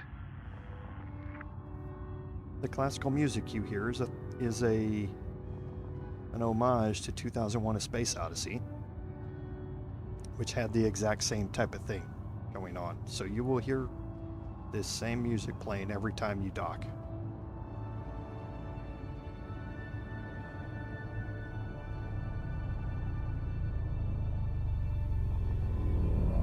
The docking computer will now demonstrate a safe landing procedure. Let's review what it's doing. Landing gear must be deployed. The related dashboard indicator lights up if this has been done. Landing gear deployed. And the bearing indicator on the left side tells you where the landing pad you've been assigned is in relation to you. Sometimes you might not see it when you come to the mail slot, but watch the bearing In a moment, the indicator. sensor display will switch to the precision approach display, which helps you accurately set belly down on the landing pad. It's so slow. Docking procedure complete. Engaging pad restraints. Let's get your ship ready. Congratulations. Congratulations, Commander. Your evaluation has been successful, and a license is being assigned to you as I speak. We just need to finalize your credentials. Enter the hangar to exit this evaluation. Okay, and that's what that button right there is to enter the hangar. It's time to blaze your own trail across the galaxy. The manner in which you do so is up to you. Okay, so the tutorial's changed somewhat in 10 years since I last did it. It's interesting, I like it. Okay, now here is the standard screen that you're going to be presented with whenever you log into the game. So first thing to talk about the elephant in the room is ARCs. You saw it in the upper right hand corner. Okay. You're going to see it more. ARCs is a real world pay money for currency in the game. Is the game pay to win? Because I know a lot of people hate that about games. Is this game pay to win? I'm not going to lie to you. There are small aspects of this game that, in my opinion, are pay to win. You get early access to ships, but if you don't mind getting them early, you can wait and get them for in-game credits that you earn without having to pay real-world money. You just have to wait a few months. You get access to higher grade modules to outfit those ships for real-world money, which means you don't have to go farm credits inside the game to buy them. So yes, there is an aspect of this game that can be pay to win. However, everything that is associated with ARCs, with the exception of the cosmetics, is also available in the game. You just may have to farm and spend more time gaining credits to be able to afford it, or wait for those ships to unlock off of the paid only access period for those ships. So I will say, compared to other games, there's a lot less of actual pay to win in this than you would expect. Now, that pay to win is not guaranteed to give you an advantage over somebody else. It's just giving you an advantage quicker than somebody else. Okay? That's all it is. It's cutting time out of the process. But there's nothing that you can pay real world money for, except for cosmetics, which have no impact on the game, that you can't buy with in-game credits. Now, there was a time when that was not the case. And there was a huge community backlash for it when the colonization update happened. Frontier Developments understood that. They listened to the community and they got rid of it. So it's not a true, you're going to lock the best items behind a paywall, pay to win. But there are aspects of it that if you've got a whole bunch of money, you can streamline your progress in this game by paying real world dollars for it. Okay.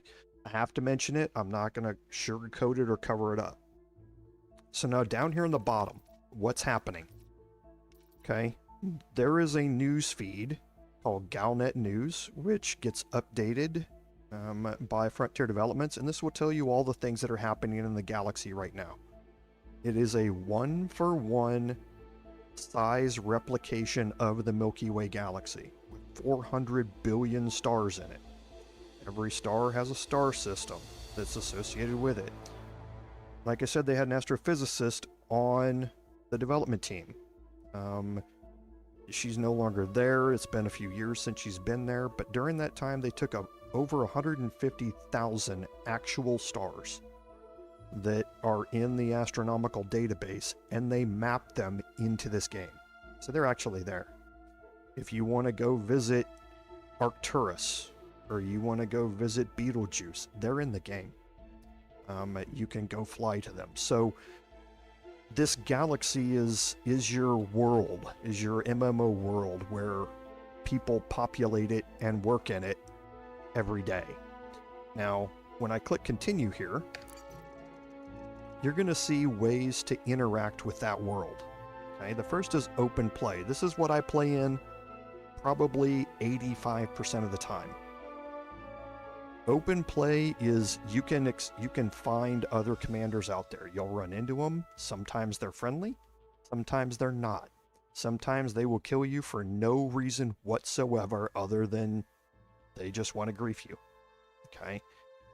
If you don't ever want to have the bad aspects of an MMO, you play in solo play. This, you won't have any other commanders, but whatever you do in that galaxy will impact the galaxy that everyone in open play sees, and vice versa. So if they buy an item, it may disappear from a store. It'll disappear for you in solo play. If you buy some commodities, it will decrease the amount available in that star station, and open play will see it, and vice versa. So everything that you do impacts the same world, it's just there aren't any commanders in it for you to interact with. You're still going to get pirates that may want to kill you for no other reason other than they're pirates. But they're NPC pirates. They're not players. Okay? Private group session is, you can set a private group session up just by yourself to do some testing if you would like, but you can also set up a session just for people that you invite. This is your 1v1 me bro type of thing. Arena is it was a separate module by itself when this game started. It was kind of like a ship-based free-for-all. This is where you have your ship-based, it's purely ship-based combat. You don't do anything else. You're stuck in a small arena area, and you're just fighting. It's a way for you to increase your fighting skills and that sort of stuff, and figure out how different weapons interact with different ships and that sort of stuff. And then training is always something that's good. This is a collection of simulations. You're not actually in your ship. You're flying in a computer simulation. So you don't have to worry about dying or losing your ship or what we call a rebuy or any of that sort of stuff. But it helps you get familiar with the game. It's always a good thing to do. I highly recommend them. Okay? So like I say, most of the time we'll play an open play, which is what I'm going to do here. And now I'm anxious to see what options I'm given here for this. Okay, so this is, again, entirely different than my tutorial.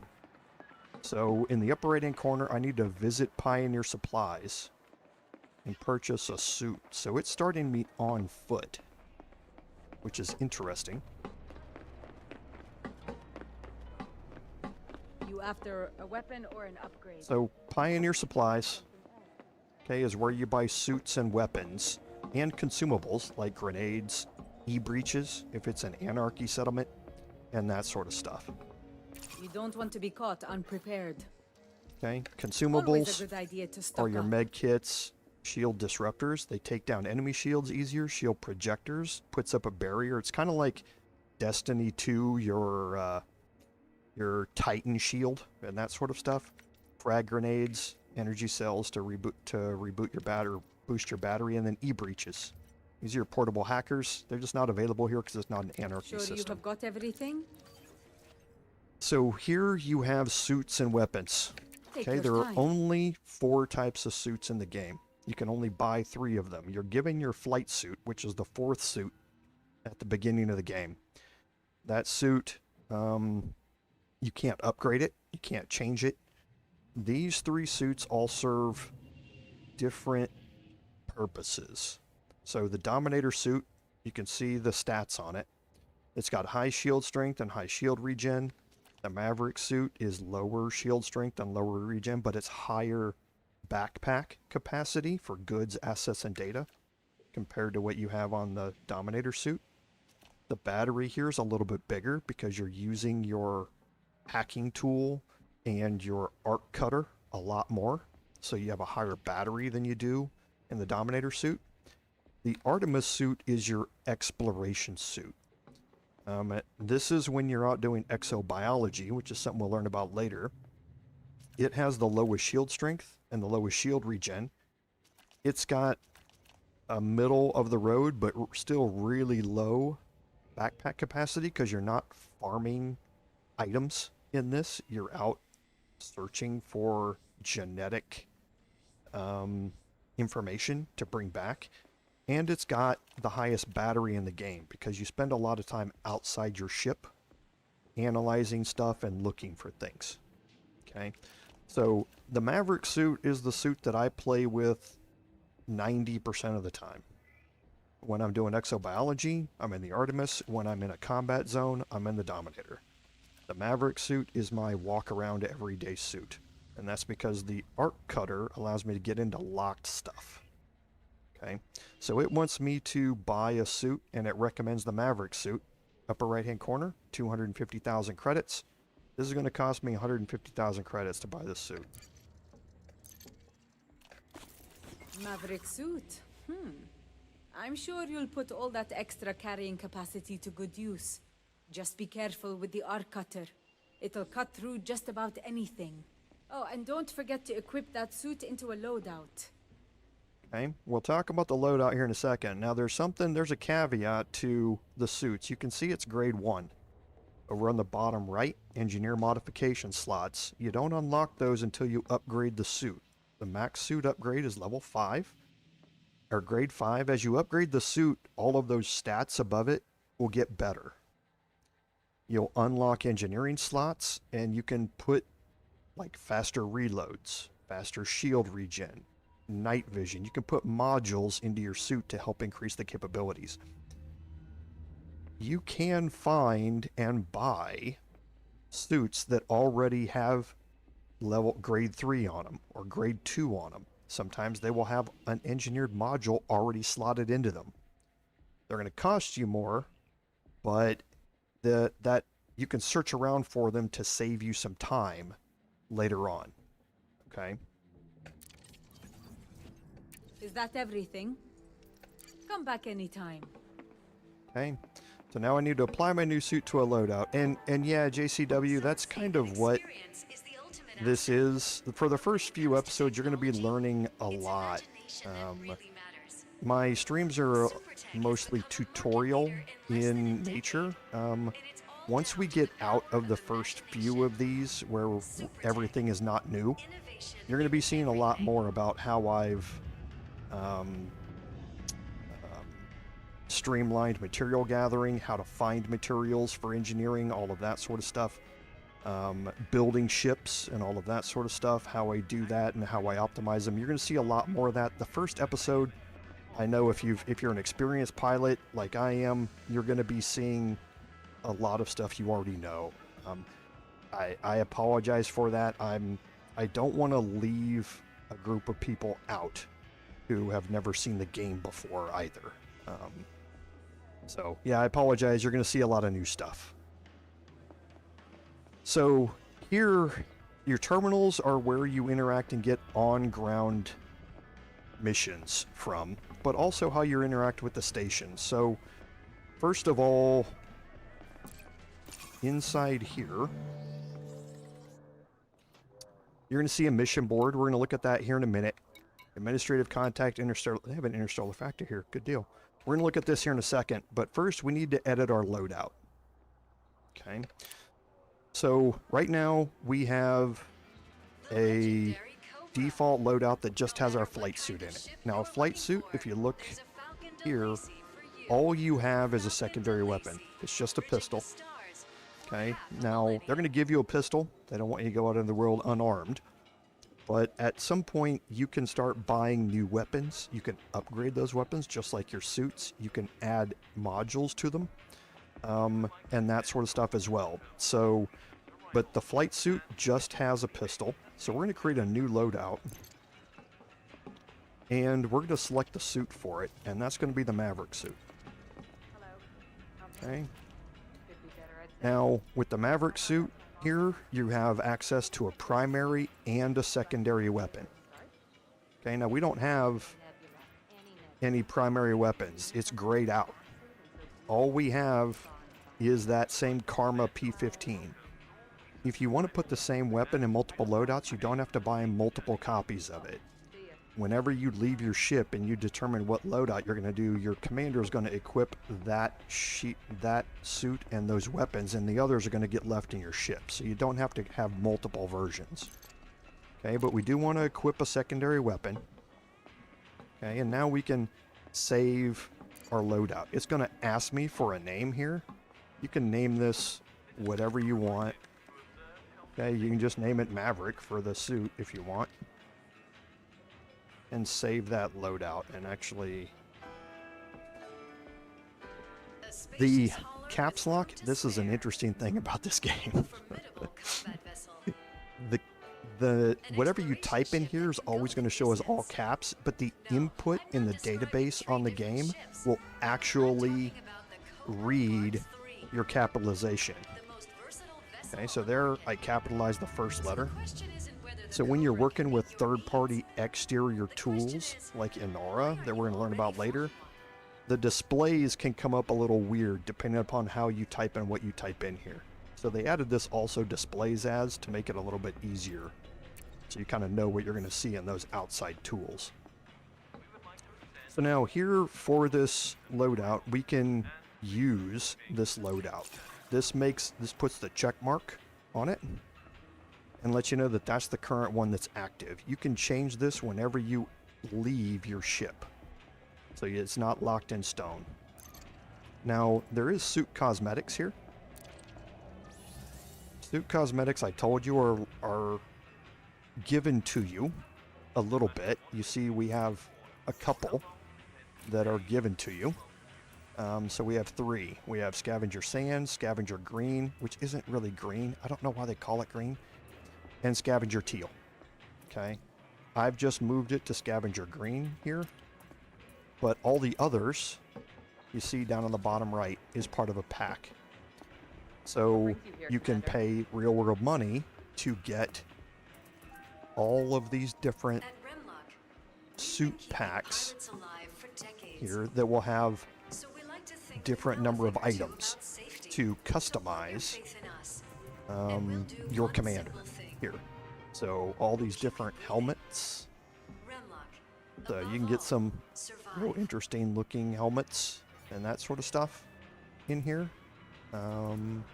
So these are mainly your Dominator helmets, your Artemis helmets, and your Maverick helmets that they give you by default. But you can change by paying real world money to get any of these others. Okay, so I'm going to change to Scavenger Green just so I can set the whole setup. Your torso lets you add some customizations. We've already given you some, but there's a whole bunch more. So you can walk around with jackets on. So the customization here is what you pay your real world money for. Okay, but don't think that you have to in any way. Oh, there's some green. Now I finally get to see some green. But don't think that you're required to buy any of this sort of stuff. You can just take what was given to you in the game. Okay, so I'm just illustrating some of how this works. You have gear that you can put on your shoulders. You can see it's going to give you an arm pad, that sort of stuff. You're going to have decals that you can put on your shoulder. Okay, you're going to be able to earn decals here. It looks like all of these are actually unlocked. It's just, yeah, none of, boy, where's my triple elite? I missed my triple elite. These decals are here given in the game. You'll unlock more decals by doing various things in the game, but you can see pops up on your shoulder here. So there's a whole lot of cosmetics that you can do in the game to customize what your character looks like. It doesn't affect how it functions in the slightest. Okay, so it's just purely cosmetic. So now in the upper right hand corner we need to access the mission board and select and accept a mission. Oh, and one more thing before I get into this. Hollow Me. This wasn't there when the game first started. This was added, I think, as part of Beyond. This is what's going to let you change your character look. It does not let you change your name, but it lets you change your character look. Okay, so you're not locked into this. You're only locked into your name, as we talked about. Then also up there are pre-built ships and vehicle extras, and you can see it's got that A looking symbol, stands for ARCs. So here is your little bit of pay to win. Okay. So right now there are a couple of ships that are locked behind a paywall. And the Caspian Explorer here is one of them. The Type 11 Prospector is another one. Okay, you can only get them in the game by paying real-world credits.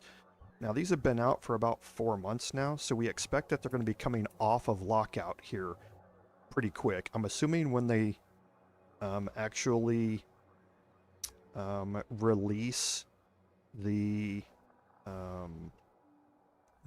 ship-launched vehicle, they'll release the Caspian Explorer with it. All these others, if you buy them, like the Lynx here, you can buy this one, the standard, for 0 arcs. Okay, because it's released in the game.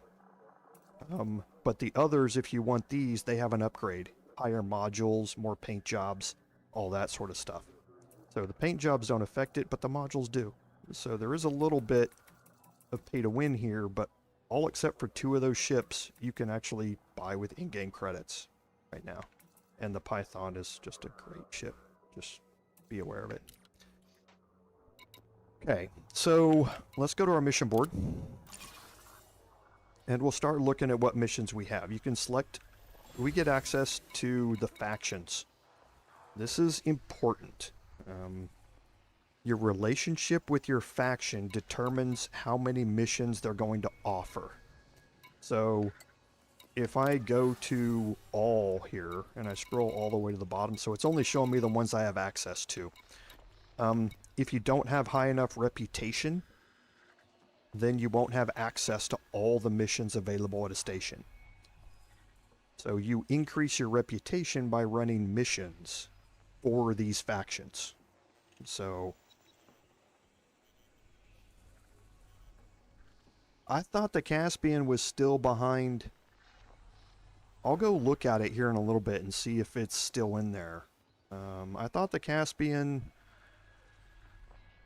Well, I'll go look and see. I might be wrong about that. It's been a while since I looked. I haven't been paying attention to the news upgrades. But you may be right, JCW. But I know there's still a ship or multiple ships that are locked behind a paywall. And again, I thought it was the Caspian was, but I'll go look here in a little bit. So factions, your reputation is going to go up and down. If you fail a mission that you're running for a faction, your reputation is going to decrease. As time goes on, sometimes your faction rep will decrease due to other things that happen. If you commit a crime in a station or on a planet owned by a faction, then that reputation will decrease. And they can actually get down low enough where they will hire bounty hunters to come looking for you. So it's your reputation here is important. Also, the type of faction and the states they're in, we're going to learn more of that. Like here at Black Widow, look down at the bottom. Security state and faction state. We're going to learn a lot more about that when we get into farming materials and that sort of stuff. Right now, I'm not too worried about it. So right now, our missions are just deliveries. Okay, they're going to make it easy on you. All right. So take a package to Jake Wiggins. Now, if you're on foot when you go to a terminal, all of your missions are going to be on foot. You may need a ship to get there and get back, but your actual stuff that you need to do, like delivering this package, is going to be to a person on the ground. Okay? So if we take this mission and we look at it, don't just accept the mission. Look at the top section of a mission and see what the completion requirements are. This is the tutorial system, so it's not going to be hard. But later on, you'll see things like the mission will fail if the settlement alarms are activated, or do not critically injure any of the personnel on the base, and things like that. So you can quickly get into scenarios where you're failing a mission because you didn't adequately read what the mission conditions are. It will tell you the planet and the settlement you're going to, what you're taking, atmospheric data, and who the target is, and it will tell you what the reward is. On these, we only have one reward. It's financial, so we're going to get 73,000 credits. But below it, you have influence and reputation. The top one's reputation, the bottom one's influence. Reputation means that we're going to gain a small amount of reputation if we complete this mission. And that faction, which is at 58% influence, is going to gain a little bit of influence in the system. That plays into something called the BGS, the background simulation, which determines who controls what in the galaxy. And we'll see a lot more about that later. Now, what I'd also recommend when you're in the real world doing this outside of the starter world is look at the galaxy map for that system. Okay? Now, this is our first glimpse of the galaxy map, and I'm not going to blow your mind just yet. But when you click on the system, it will tell you what state and what government it's in. If it says anarchy, you can do whatever you want. You can kill everybody in that entire system if you want, and no one will ever care. Any other type of government listed up here, if you do something bad, you can get penalties for it. Okay? But if it's anarchy, you can do whatever you want. Okay?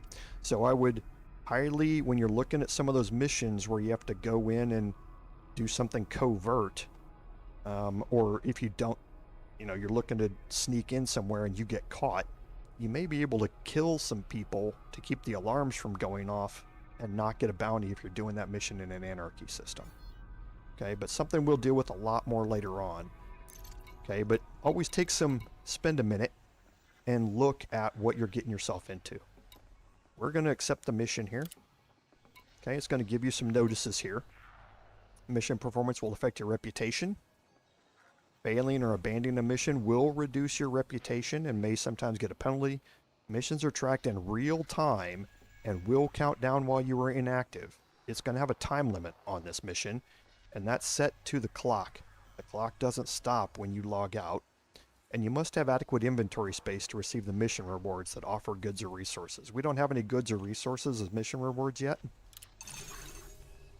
Okay, so we're only going to take one for now, but you can stack up multiple missions if they're going to. A lot of times you'll see things that'll gray out. And I'm going to just go through some of these real quick and see if we have any duplicated. I don't think we probably do. Yeah. On foot, if there are missions that go to the same place, when you take one, it's going to gray out the others. You can't stack missions to the same place on foot. You can stack missions, though. I could take another mission right now and go from that delivery to the next delivery if I wanted to. But I just want to illustrate a little bit about what this is starting off. Okay, so now your first ship. Go to an express lift to access the hangar, select your ship from the list, and board your ship. Okay, so we're going to go to the hangar. Get in the elevator, get in the lift. Not really an elevator. And you're going to pop out, and there's your ship. Now this ship, you can see the hangar. We're now on the ground in. We saw this when we landed in our ship. Okay. These ships are based around a human size. If you're looking at this ship from the outside and there's somebody in it and you can see in them, you'll be able to see them sitting in the cockpit in there when you're ship to ship. And you can see each other doing that sort of stuff. But again, there's no ship interiors. So that's where the access port is. But since there's obviously no way to get there and there's no ship interiors, you have to look for the blue bubble of break your immersion and then board your ship.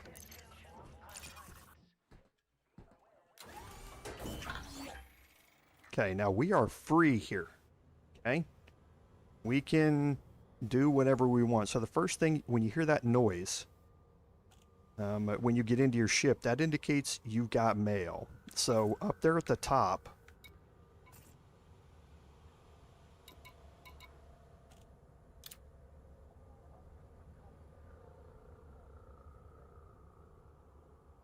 Ensure you have cleared your landing request before approaching the docking area. If your request has not been authorized, leave the landing area and resubmit it.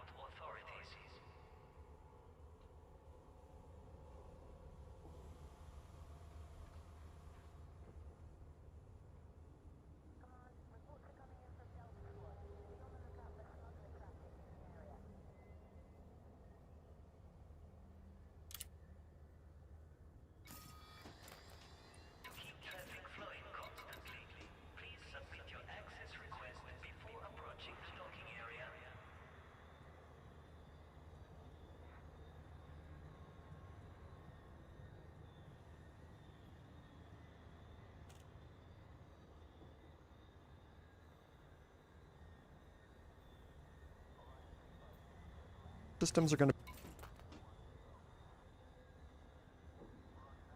I am sorry, everybody. I have no idea why it keeps doing that. I don't even know what button's causing it.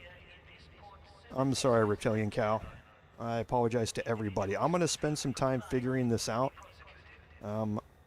This is the first time streaming this, so I need to figure out what's happening with that. I apologize. Jeez. Making me seem like an amateur here while I'm trying to explain this to new players. So it's given me some... You saw the things in the email that I went through. It's given me some permits here. Once I rank up, and your ranks are listed right below there on the left-hand side. Once you rank up in any of these, and you land at a station outside of the Federation District, it will take the Federation District permit away from you. That's to keep higher level players from coming in here and just sitting here and killing all the noobs. And ruining their experience. This gives you a safe area where other pilots can't access it, where you can get comfortable with the game before you leave it. And Reptilian Cow, let me know when it happens again, because, like I say, I don't normally pay attention that much to OBS because it operates fairly flawlessly, but now something's obviously going wrong, and I need to keep an eye on it. So now we are free to go where we want. So let's look at a couple of things. So first,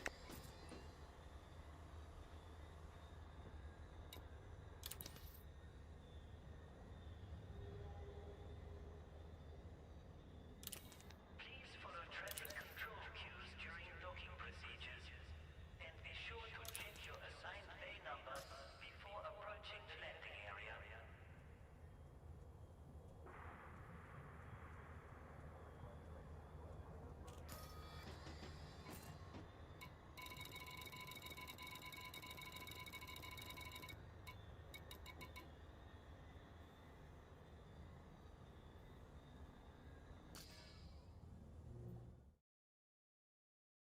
okay, this is horrible. Something's happening here. Let me see if there's some way.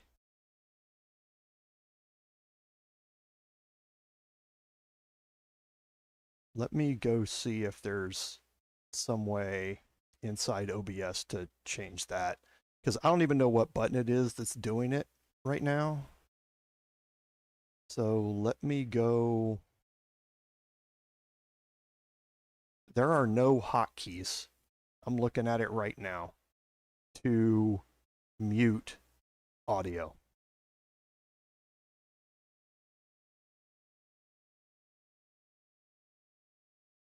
I'm looking at it right now.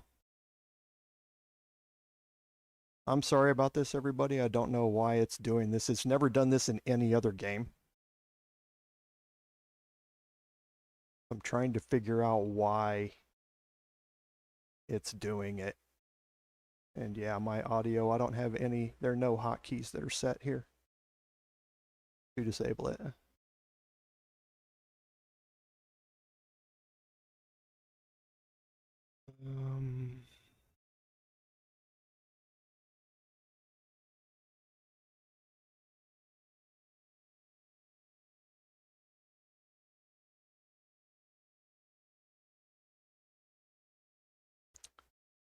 Okay, well, let's see. I'm going to keep an eye on it here. Let me access my panels here. Okay, I see what it is. It's the end button.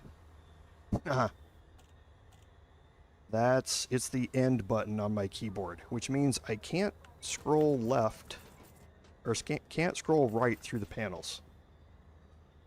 End does not do that on any other game. I'm going to have to find out where in Windows it's doing that. But now I know what it is. So, it's going to be hard to remember that. Okay. So, to take this mission, it's in the same system as where we are. So we can look for the blue highlighted locations here.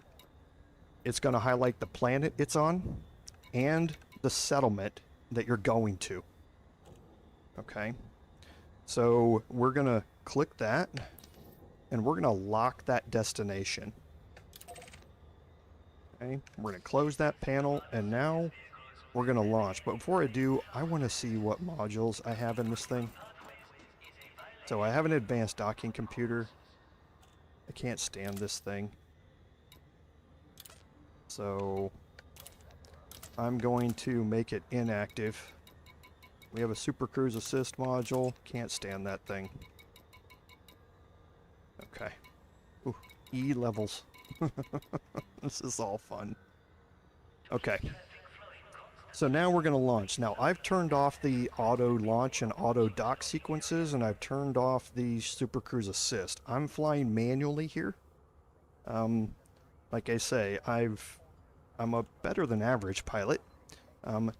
Do as I say, not as I do when it comes to this. You'll quickly find out the hard way how good a pilot you are when you leave here. But now that we have a destination locked, you'll see it in the lower left-hand panel. So now we're going to launch. I'm going to redo my pips. I don't expect to be fighting anything, so I'm going to put everything into engines and systems. Okay, so we have a timer to leave the station. Okay, if you don't leave the station in that timer, you're going to die. You get a trespass warning, and the station will kill you. So I'm going to thrust upward. I'm going to release my landing gear. I'm immediately going to turn up, and I'm going to boost. That gets me away from mass lock faster. Okay, and now you can see the bearing indicator down there. The destination I'm going to is down and to the right. Okay, so it's down there somewhere out where I can't see it. So I'm going to have to get up here and follow the escape vector to rise out of the atmosphere here. 4, 3, 2, 1, engage. Okay, now I'm going to turn this over here to the right. I'm going to head look a little bit, and there it is. So it's out past the planet. So I can start watching the degree markers. And as long as I'm not approaching the planet, you can point directly at it. Now, that is the wrong way to go about this. Your speed down there is not going to increase very fast on a shallow takeoff angle. See how much faster I'm going? You want to get out into orbital cruise as fast as you can. And then once you want to get up past orbital cruise into actual flight, inter-system flight, before you start interacting with that gravity well by staying close to the planet. So now that we're out past orbital cruise, now I can look, and I don't want to hit the planet ring, and you want to stay outside that blue line. And now we can start pointing towards it. Now really what you want to do is keep going away from that planet as much as you can until you get outside of orbital cruise. There's another way around that, and that's with Super Cruise Overcharge, which we're not going to learn about for a bit. But how I fly now is going to be drastically different than how I fly when I have an SCO frameshift drive. So now you see my speed is increasing pretty dramatically, and you're going to start watching the HUD in front of you. This thing is 2,875 light seconds away, and it's going to take me 2.6 days to get there, and it's ticking down as my speed goes up. You want to watch that timer that's in days, now it's in hours. When it gets to 7 seconds, you want to go to 75% throttle. Okay, otherwise you're going to be doing the loop of shame, and I'm sure you'll see that a few times, and you'll learn what it is. So now let's look at what's around you. There's a lot of stuff going on in the HUD. You see these yellow lines and these orange lines. Those lines dictate where planets are in orbits around, or moons are in orbit around these planets. like it mentioned in the tutorial, the closer you get to a planet or a moon or a star, the more it's going to slow you down.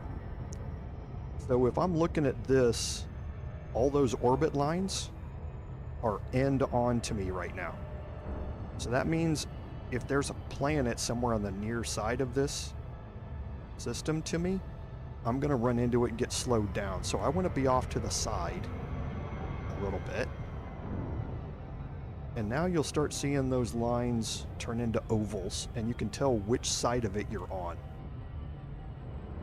Now again, keep watching your time marker there. And as it comes down to 7 seconds, remember to hit 75% throttle. That Sidewinder is so slow.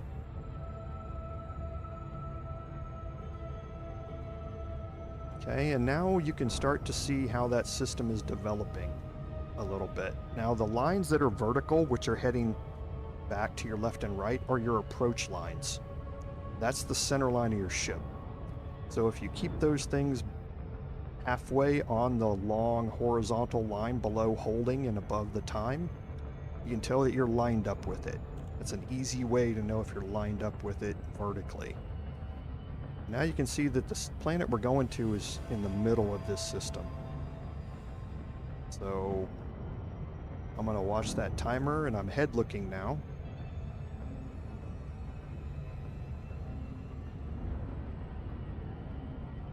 And I'm going to start turning in as I get perpendicular to this system. And when I hit 7 seconds, I'm going to go to 3/4 throttle. So this is the approach that you want to see, is where you can see all the orbit lines in concentric circles.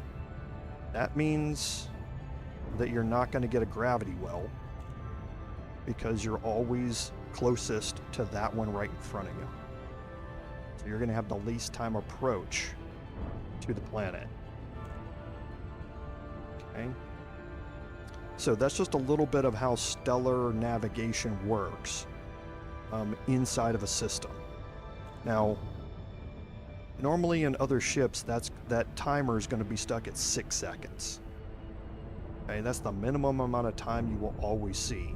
At 75% throttle, it's going to constantly decelerate your ship as you get closer. 100% throttle, it never does that. But the other percent throttles, it decelerates your ship as you're going. Now you can see that planet's offset. It's no longer in the center of it.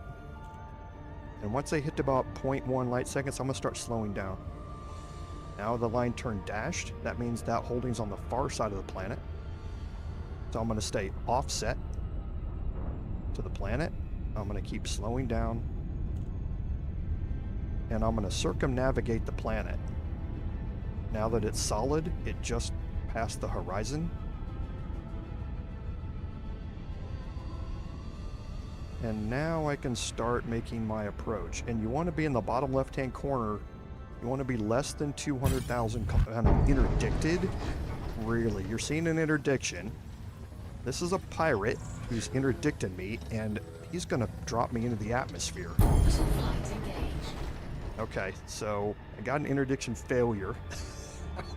I can't believe I got interdicted on my first planetary landing.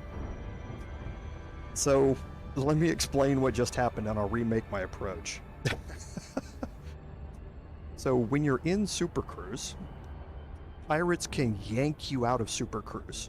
They basically apply a beam that disrupts your frame shift drive. And you get into a mini game there. You're going to see an icon in the middle that's your escape vector, and it's going to be moving all over the screen. Your job is to stay centered up on that escape vector. Okay? The more you stay centered up on it, the more your escape is going to become more likely, and the less his interdiction, less successful his interdiction is going to be. And there he is, he's red. So he's probably going to try and interdict me again. So let's see if I can get an approach in here or not. But see, there's a red a red pirate. You can see him. He disappeared, so he left. Okay, good. Normally they only interdict you once. Can't believe we got an interdiction on the first planet drop. There are NPC pirates here. I told you that. There's just not actual human pilots here trying to do that. So human pilot interdictions are incredibly hard to escape from. Incredibly hard. That approach angle's a little steep.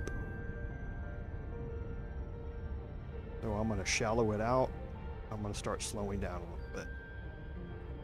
And this is about where you want it. Once you see it drop into orbital cruise, you'll get your approach lines and your approach angle. And you want this to be somewhere in the 40 to 50 range. If you want to make it steeper, you go above it. And now when I line up on it, see I'm at 45, but if I go below it, then I line up, see it's at 40. So you can adjust your approach angle while you're in approach. Once you get to 2.5 kilometers per second, you'll drop into glide mode. And I normally go full throttle on low G planets. This is a 0.07 G planet in the bottom right hand corner of the HUD. You see that? And I'll instantly line up on the contacts and request docking. I'm going to be watching that distance. You see it there on the right, ticking down? When it gets below 7.5, I request docking, close the panel, and my docking pad is already assigned. Okay, now you have to be careful with that if you're on a high G planet. A high G planet, if you don't have good thrusters, you will land, you'll crash right into the ground. Okay, so you don't want to do stuff like that when I'm dropping my landing gear now. That's going to significantly slow my speed, make the ship easier to handle. And now I'm going to start dropping down into the landing pad. I'm going to put night vision on just so I can see the pad a little better.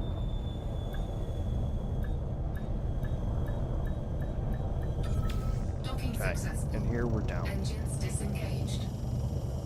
So, what do we do now? Well, this panel right here is the same. You can refuel your ship. Okay, you can repair your ship if you need to. You can rearm it if you need to. We don't need to. We can access local ship services. We can relaunch, or we can disembark. And again, we need to disembark. However, before we do that, since we're on foot here, oh, and I can't do this. I'm so used to doing it my way. I don't have an SRV. Oh, I do have an SRV. Okay, I'm going to deploy my SRV.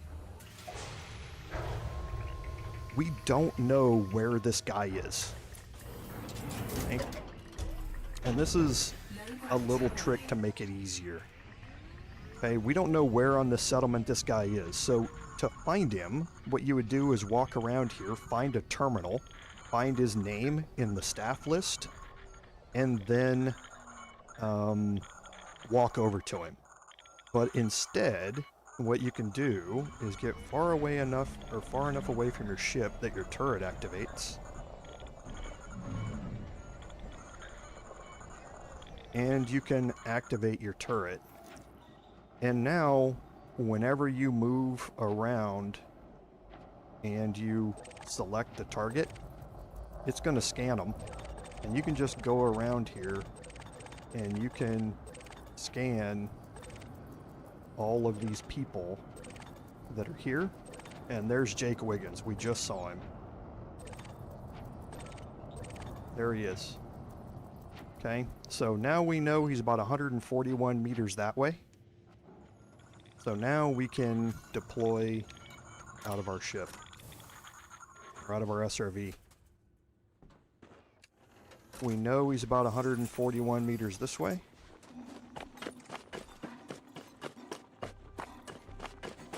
So now we can start looking for people out here And if we get scanned, stay there. Don't move. Scan detected. All right, you're good to go. Okay. And we can start looking around for Mr. Jake Wiggins.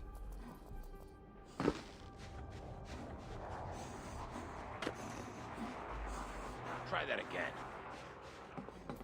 Okay, and they're normal, just a little hint, they're normally stationary. They don't go on patrol. Eyes up. Once you get far enough away from them, the soldiers, strikers, commandos, sharpshooters, they'll go back on patrol.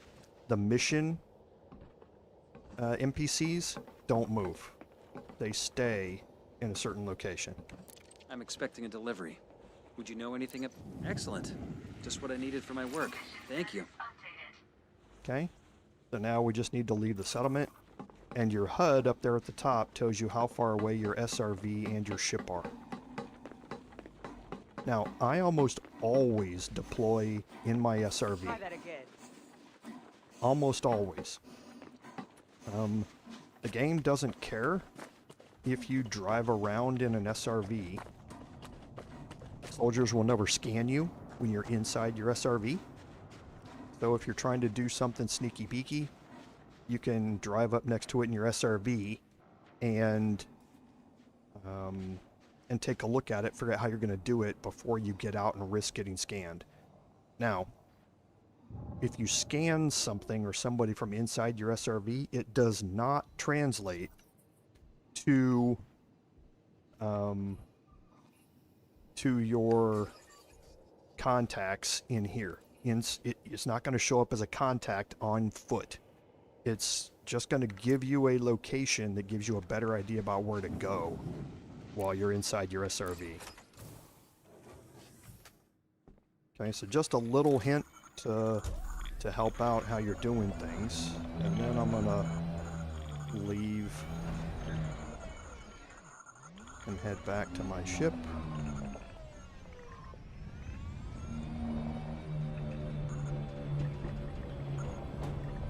And this will show you how to dock your SRV. So you got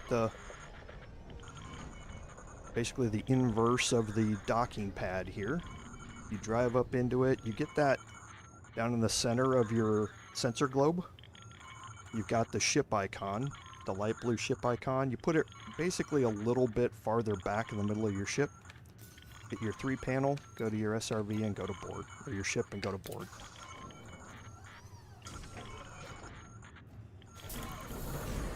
The other thing is your suits don't come with night vision until you engineer them much later on in the engineering grind. Moving around in your SRV with night vision helps you helps you navigate a lot faster when you're able to see in night vision where everything's going. So now we can go to our contacts panel again, and we can scroll down and we'll find that we need to go back to Chamberlain's Rest. So we will lock that destination. Now, to take off from the surface, you basically hold up. You translate upward. So I'm on a pad, so I can launch and do the same thing. But if you're not on a pad, then you need to head upwards, and it will start your engines and lift you off.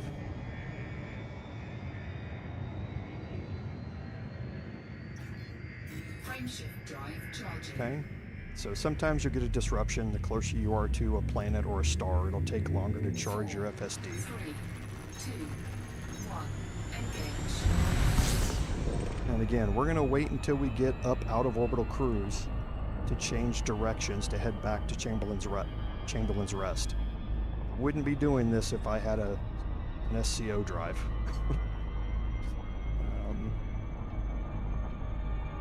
So what do you do? Again, this is just a tutorial for now. It's teaching you how to do things. So we're going to kind of jump ahead a little bit. What do you do inside Elite Dangerous? I mean, now that you have free reign to go wherever you want, what do you do? That is the ultimate question that occupies all of us commanders every day. What do we do today?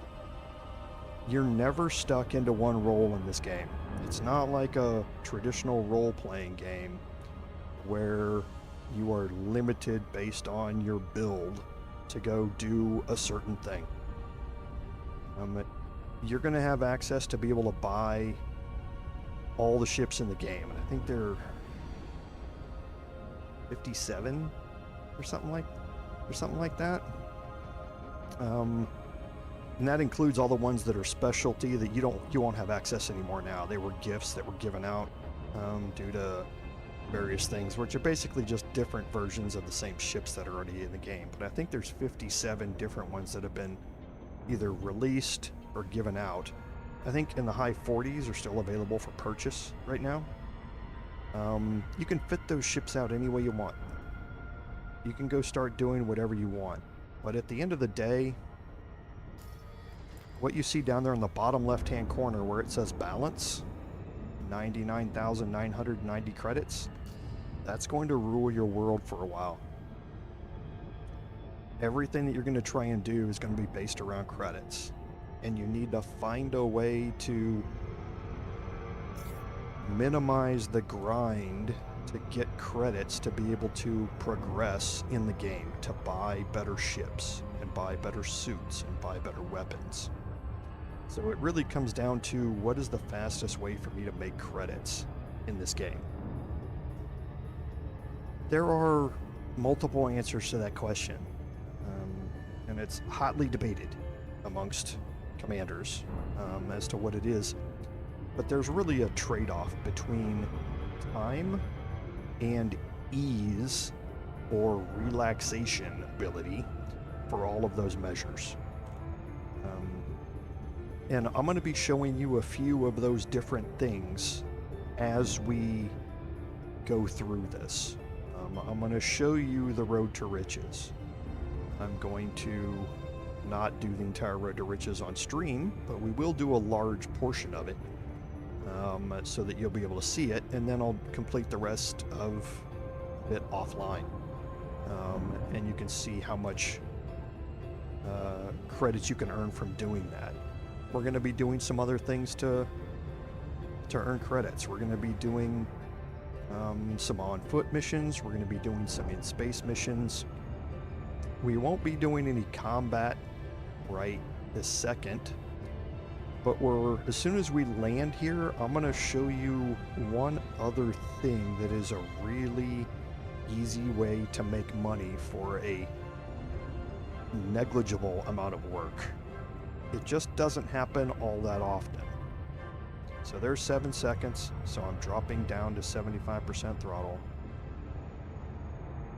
I'm going to make my approach so I'm not going to hit a gravity well. And again, I'm going to quit narrating exactly what I'm doing after I've done this a few times. So once I get closer to the planet, you're going to see it's going to be offset. My marker is going to be offset from the planet. I tend to rotate and orient the planet so it's above me. Above is, there is no up or down in space. But I tend to put it so it's above the marker. Now I know I have to circumnavigate the planet. So I'm going to offset a little more, and I'm going to start slowing down a little bit. Once I get to that 0.25 light seconds, give or take, start slowing down. You want to avoid the rings. Those rings are actually full of asteroids and they will drop you out of Super Cruise. So you want to avoid the rings. And then you're going to watch.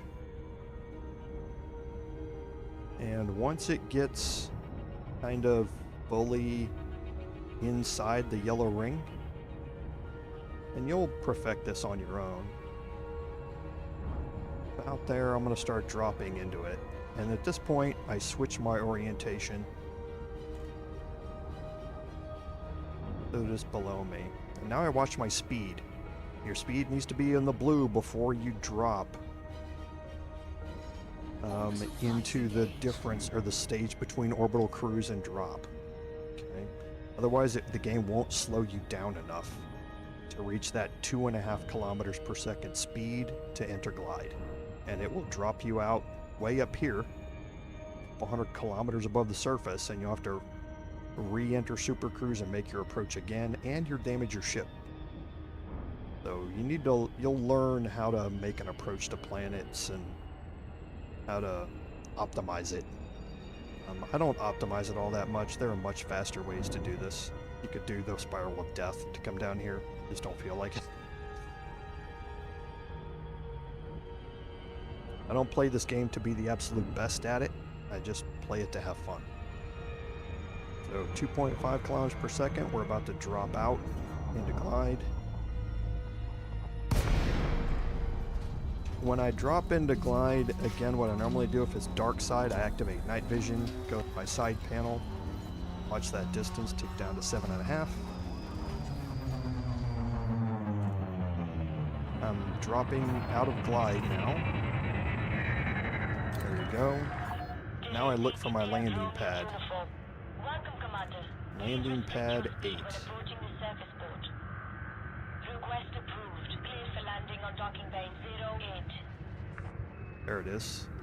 And you can watch the bearing indicator to know when you're pointed at it. If it was over there, see how the white dot moves? You can watch the bearing indicator to know where your landing pad is. Okay, now I'm going to start slowing down because I have crappy thrusters on this ship. I'm going to drop my landing gear. And I'm going to start making my approach. Landing gear deployed. Okay. I'm going to refuel. I always do. You don't have to. And I'm going to disembark. If you take the mission... Well, this is a little different. If you take the mission on foot, you can complete it by turning it in your ship. Okay, because there's a completed missions tab over here to the side. That's two separate types of missions, and we'll look at that. So I'm going to do the completed missions. I'm going to take this to complete it. All I can do is take the credits and watch the reputation. The influence probably isn't going to change much, but the reputation. So I'm almost at the top of neutral. Okay, and it says credits earned, influence, and my reputation increase. And you see that that bar got a little bit closer to being above neutral. Okay. The higher reputation, the more missions you unlock, and the better standing you are with them. Now, we went into the mission board still on our ship. That is different from the missions that are on foot. So now if you look through this list, it's a whole bunch of courier jobs. These courier jobs are basically going to a certain location in your ship. And since this is data, it says the data will be stored on your computer and will not require any cargo space, because I might not have any cargo space in my Sidewinder. So I've got a courier job here, and all I have to do is take it to that system and land. On-ship missions are always faster to complete, whether you have to go to the surface or whether you're going starport to starport. You don't have to get out, you don't have to go look for anybody, you don't have to do any of that sort of stuff. So, as such, if you look, the financial here, I'm going to get 26,000 credits. You see the payouts are a lot less. I earned... What did I earn? 70... What did I earn for that last one? Yeah, because see, I'm up to 173,000 credits. So I earned like 75,000 credits for that mission. For these, I'm not going to earn that much because you don't have to work as hard to complete them. Okay? They take a shorter amount of time, so you're going to get paid less. Now the question becomes, this is 1/3 of the payout. Is it going to be 1/3 of the time? Well, it very well might be, but it probably isn't. So my suggestion to you is right now to do a mix of both. You need to get familiar with ship piloting. You need to get familiar with on foot, with landing on planets and navigating on planets. You need to get a little bit of both. But if you don't, if you want to entirely focus on one and you're trying to maximize your time here, focus on foot missions. Simply because the time it takes to get from A to B and back, you can't do that 3 times in the amount of time it's going to take you to land on a planet, find somebody on the ground, give them the stuff. You can't do it. So you're going to earn more with on-foot missions than you're going to with on-ship missions. But I'm going to demonstrate one of these. So this is an outpost. So let me go look at something here. So my navigation here.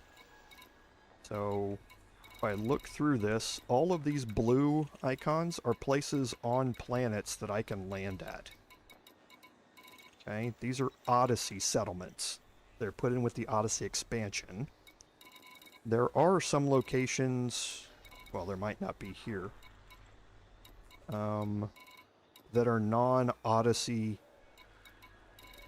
places. It doesn't look like we're going to have any here. Well, for instance, this planet here doesn't have any settlements on it. You can still land on it, though. And you can still walk around in your SRV and walk around on foot. It's just there are no settlements on it. Originally, this might have been part of Horizons, and they just never added any settlements to it. But all these ones that are blue are things that are on the ground.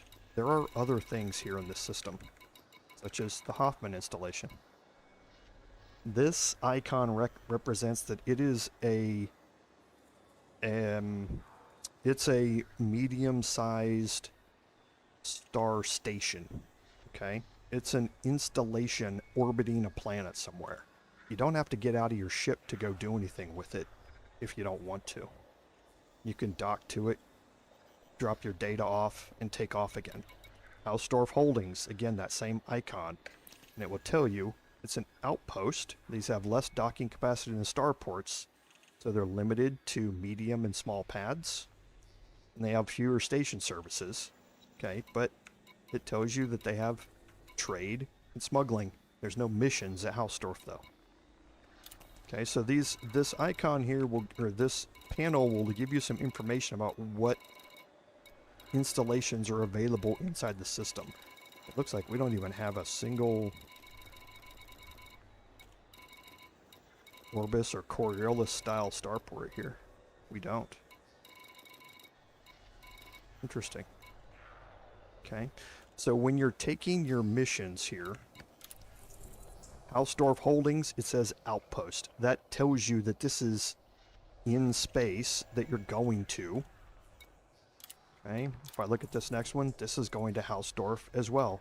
So if we take this one and we accept it, go to this one. Oh, wait a minute. We have another one going to Hausdorff. Okay. We have another one going to Hausdorff. Okay. Okay. This is the difference between on-foot missions and in-ship missions. Okay. On-foot missions, if you're delivering something to somebody, as soon as you select it, it's going to gray out all the others. Oh, this is going to Hoffman. And you can't do it because that NPC that has to be stationary and doesn't move means that that's an instance all by itself. And you can't have multiple NPCs that aren't going to be moving around. Okay? So when I told you a little bit ago that if you're looking to maximize your credit earning potential by doing on-foot missions, that is entirely correct if you were talking about a per mission basis. Okay? However, with space-based missions, you can stack them. Now, you're going to be limited on how many you can stack. And if you go to your left panel here,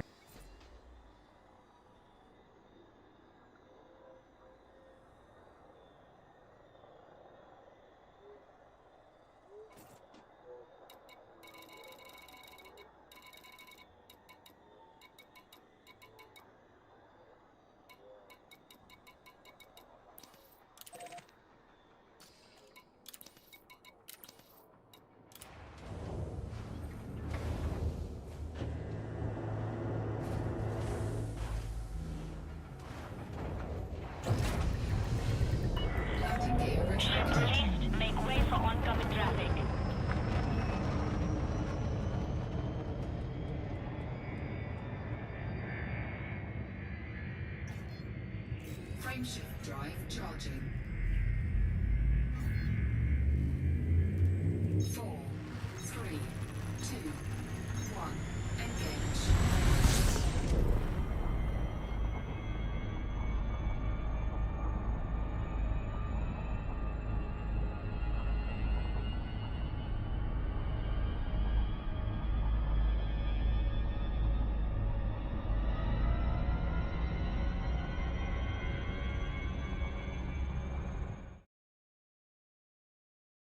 Yep, I forgot. I keep hitting the end key. I'm so... any commander will tell you on a keyboard, the end key and the delete key are incredibly useful. You have to have them, and I keep hitting it, so I'm sorry.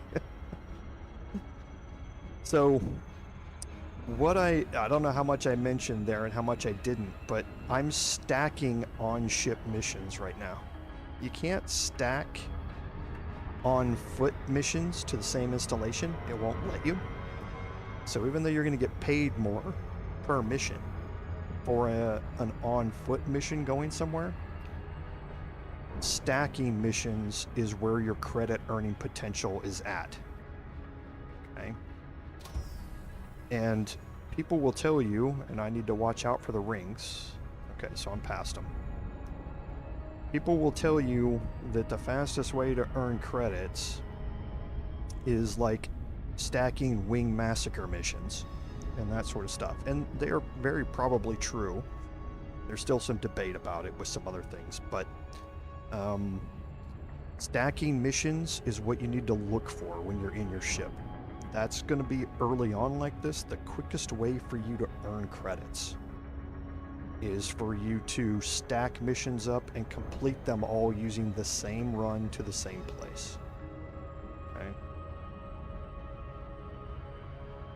So, and I'm going to go into Windows once I get done with this, and I'm going to figure out some way to turn off the end key so it doesn't do that.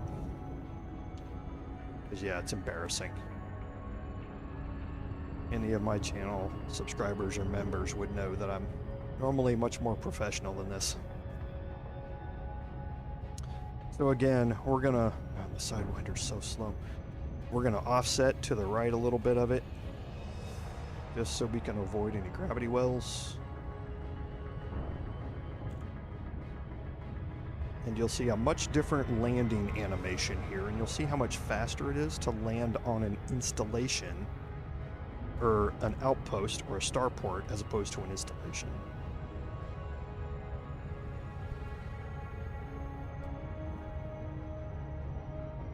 Okay, so it looks like it's on the far side, so yeah, we need to translate past it to avoid all these gravity wells.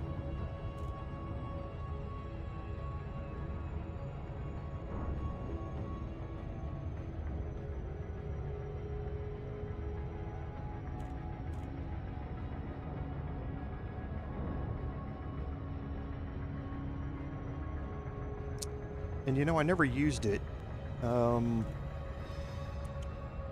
JCW or Reptilian Captor still around. JCW, is VR still a thing in the game, or have they gotten rid of it or no longer support it?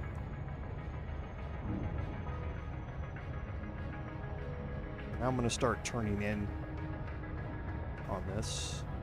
And with an outpost, you don't need to worry about the orientation that you're approaching it. You see how I'm turning is changing the white three-dimensional outline of it? With an outpost, you don't have to worry about how you're approaching it. They're so small, they can easily navigate around it. When you're dealing with a starport, it's a different story, and we'll talk more about that once we start navigating the starports.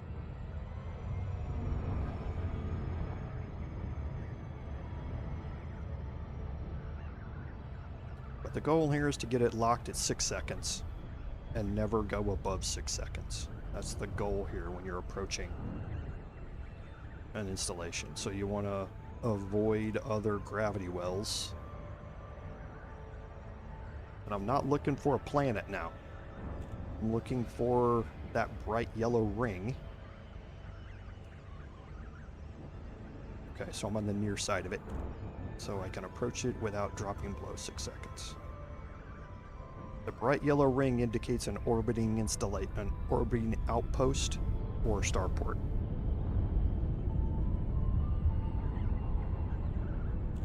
I'm going to do a little trick. The bottom left-hand corner, you see 1,000,000 meters per second. As soon as I hit it, I'm going to go full throttle. Now I'm going to wait until it gives me the notification and drop out. It's going to save you anywhere from 5 to 10 seconds in approach time.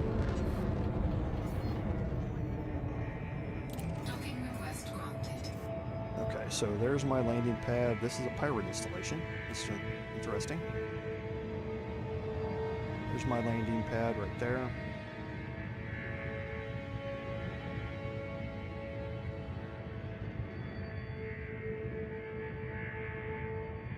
I'm on the other side of it. I haven't flown a small ship in so long, I don't know where any of the landing pads are anymore.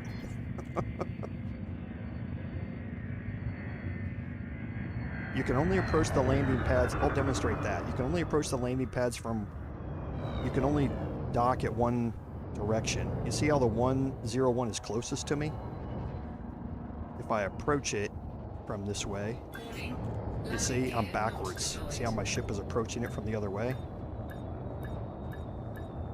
So I can be lined up from it. But see, I can't land. You have to be turned around.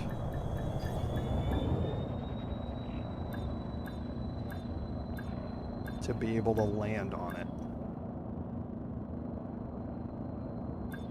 You have to be oriented the correct way to land on it. And geez, now I can't even find it.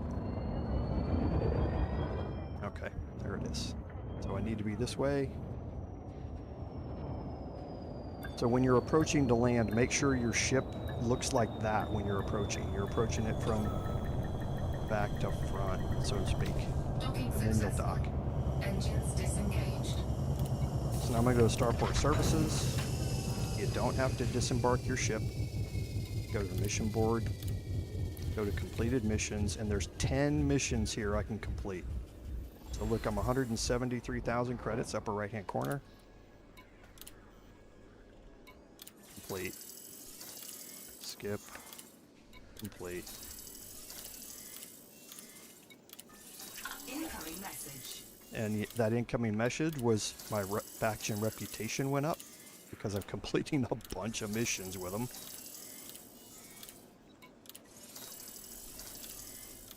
And I'm just scrolling through these real fast because you don't need to see all of this.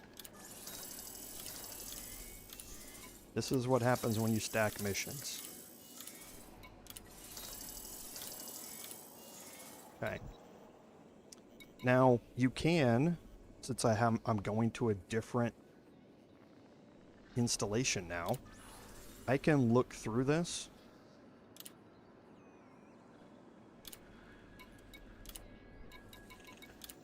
And I can see if I have anything else going to the same location. Okay, like this here, that's going to Hausdorff. So that's, if you look at your transactions menu, these are going to Hausdorff. So I can pick up some more missions here going to Hausdorff.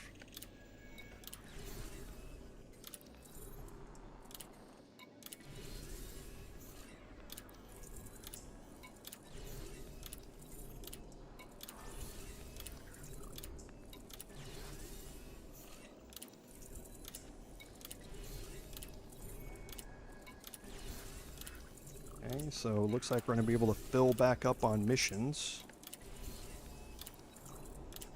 going to Hausdorff. There you go. Okay, and just a little bit of another clue about your missions. Different types. See that blue icon? That indicates that it's best, the game recommends that you be in a wing.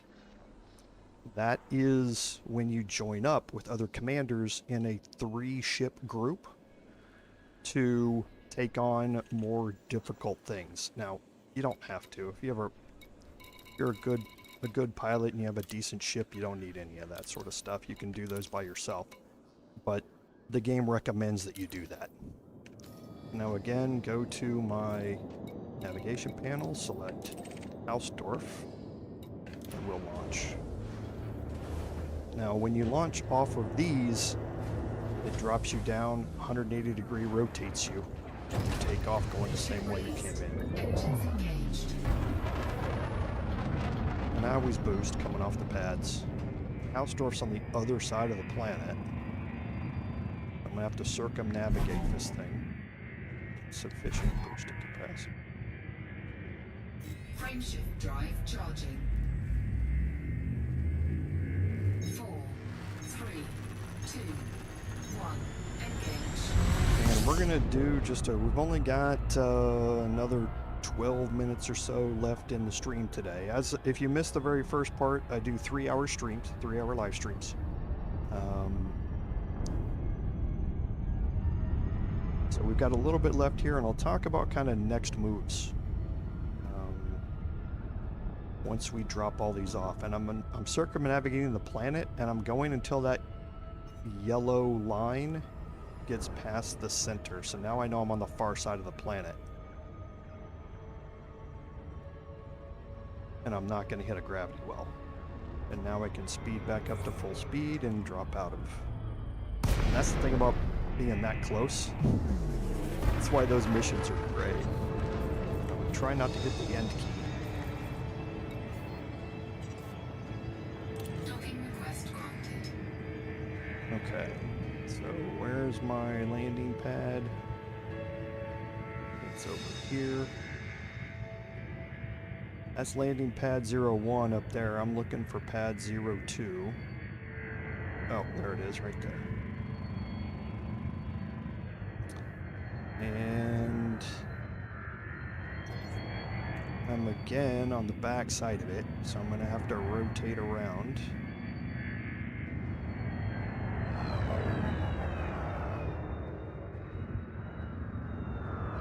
Hold my landing gear.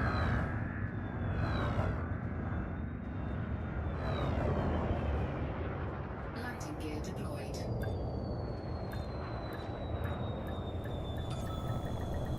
Docking successful. Drop down. Engines disengaged. Don't expect your landings to be smooth like that when you're first starting out, trust me. This is 10 years of piloting, and you will still see me crash into planets and buildings and everything else. It's hilarious when it happens.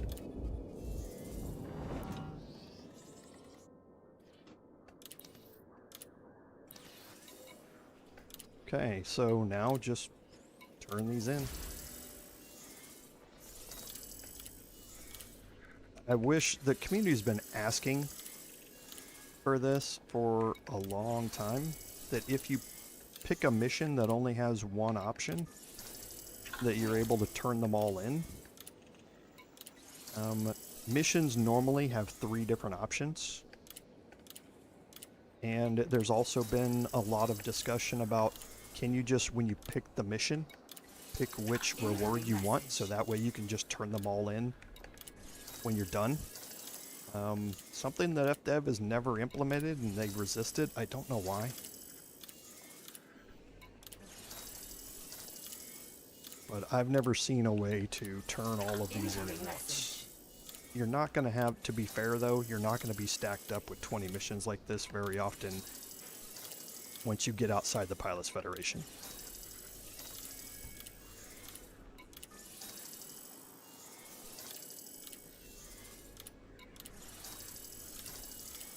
Because we're going to talk about one other way as a new pilot to get in on some money that I cannot skip here. Okay, so we're all turned in. Look in the upper right hand corner. Now we're at 897,000 credits. And that took us, what, 20 minutes? To get all those missions from somewhere, stack them up, go somewhere, drop off the first half, stock up some more, and go to the second half. You're going to be able to earn money here doing stacking data courier missions quite a bit faster than anything else. Once you leave the Pilots Federation, though, that number is going to get jump started. Instead of hundreds of thousands per hour, you're going to be earning possibly millions and tens of millions and hundreds of millions per hour, depending upon the activity you're doing. And let's talk about one of those activities, because that's right here. Depending upon if you're a new player and you're starting the game, there are things called community goals. Now these happen, they used to happen a lot more frequently, and then they were a lot less frequently, and then they were more frequently, and now they're back to less frequently. Community goals, the servers that control this game, they reset every Thursday. Every Thursday morning at 9 a.m. in the UK, which is where Frontier Developments are located in Cambridge. Every week, the developers will put out we're going to have a community goal this week, or we're not. Normally, we're getting them about once every 3 weeks or once every month now. And that community goal will have a certain thing you need to do. And I'm going to, let's see if I have this right. Okay. So this is going to be the last thing we're going to talk about today. So third-party tools are something that you're really going to want to be involved with to help you out when you're looking around this galaxy on what to do and how to do it. But for now, I'm just going to focus. I'm not going to focus on the third-party tools yet. We're going to devote another stream to that. But for now, on this website called Inara, I'm going to go to Community Goals. This is the last one that just completed on Thursday. Okay. It ended on the 18th of June. And the community as a whole, 21,500 pilots, came up just a couple of percent short of maxing this goal out.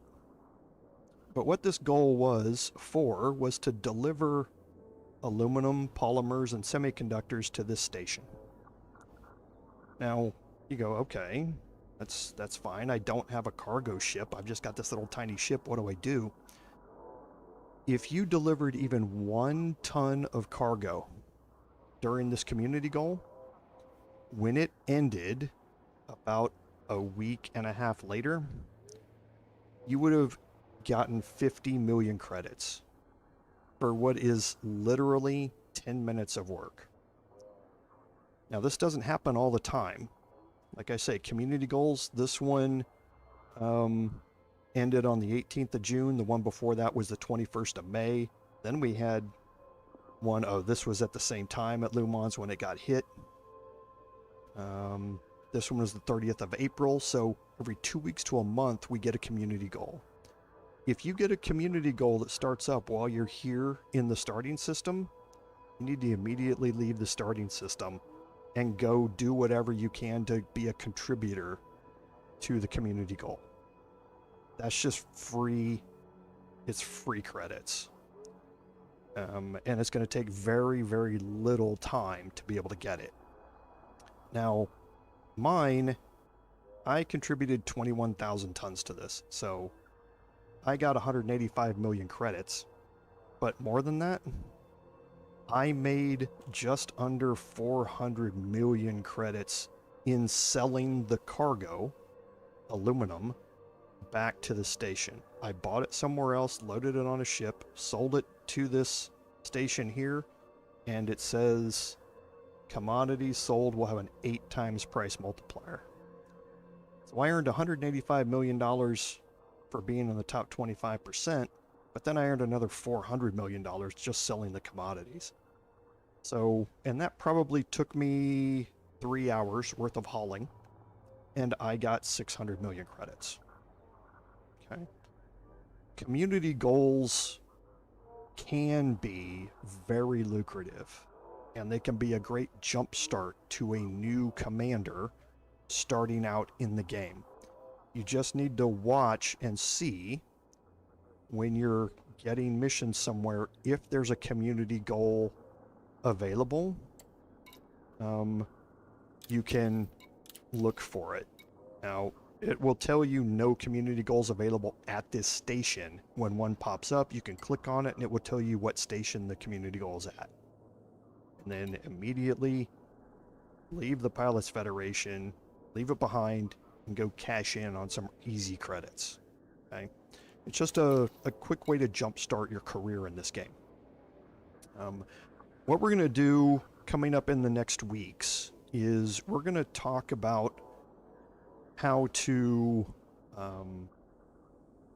progress to get to the meat of the game. The grind at the start is nothing compared to the grind later on. When you get into the engineering material grind, especially the on-foot suit and weapons grind, what you're going to deal with here, stacking missions and trying to gain credits, is nothing. What we need to do is get us to a point where we can get a ship that is more capable than the Sidewinder that we have. Okay? And we're going to talk about, next week, we're going to talk about ship progression. We're going to talk about what we should be spending our hard-earned credits on and how to best plan, well, not how to best plan, because I'm not that kind of creator, how to make a plan on how to get set up in the big wide galaxy that's out there. And the last thing that I'm going to do before we leave is show you that big wide galaxy. Okay, this is where we are. The blue lines show the stars that I can jump to. This is basically a web of systems that I can jump to. The dashed lines mean I'm going to be out of fuel when I go there. I'm going to have to dock somewhere and refuel, or fuel scoop, which we haven't talked about, to get to that location. We are way zoomed in. We're in the inner Orion Spur. If you know anything about astronomy, you know that's a thing. I'm going to start zooming out. And we're going to take a look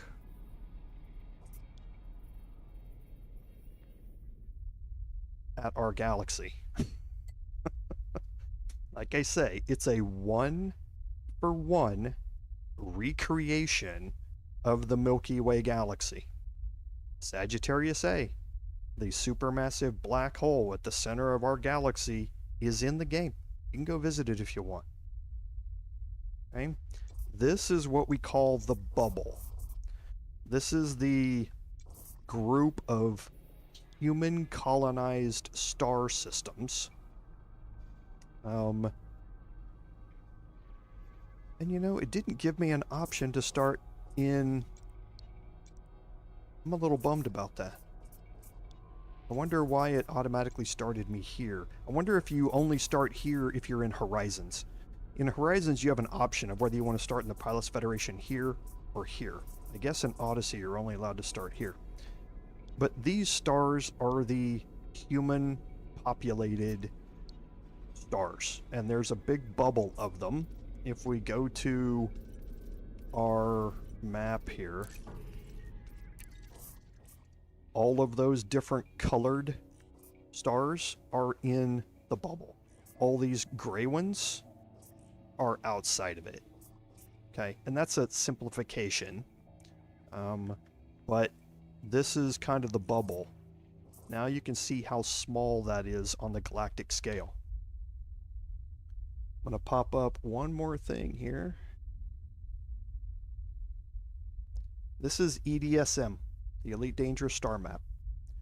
Any pilots that contribute to this, all of their information from navigating all over this galaxy is collected into this database. Now, not every pilot does it, but just for reference here,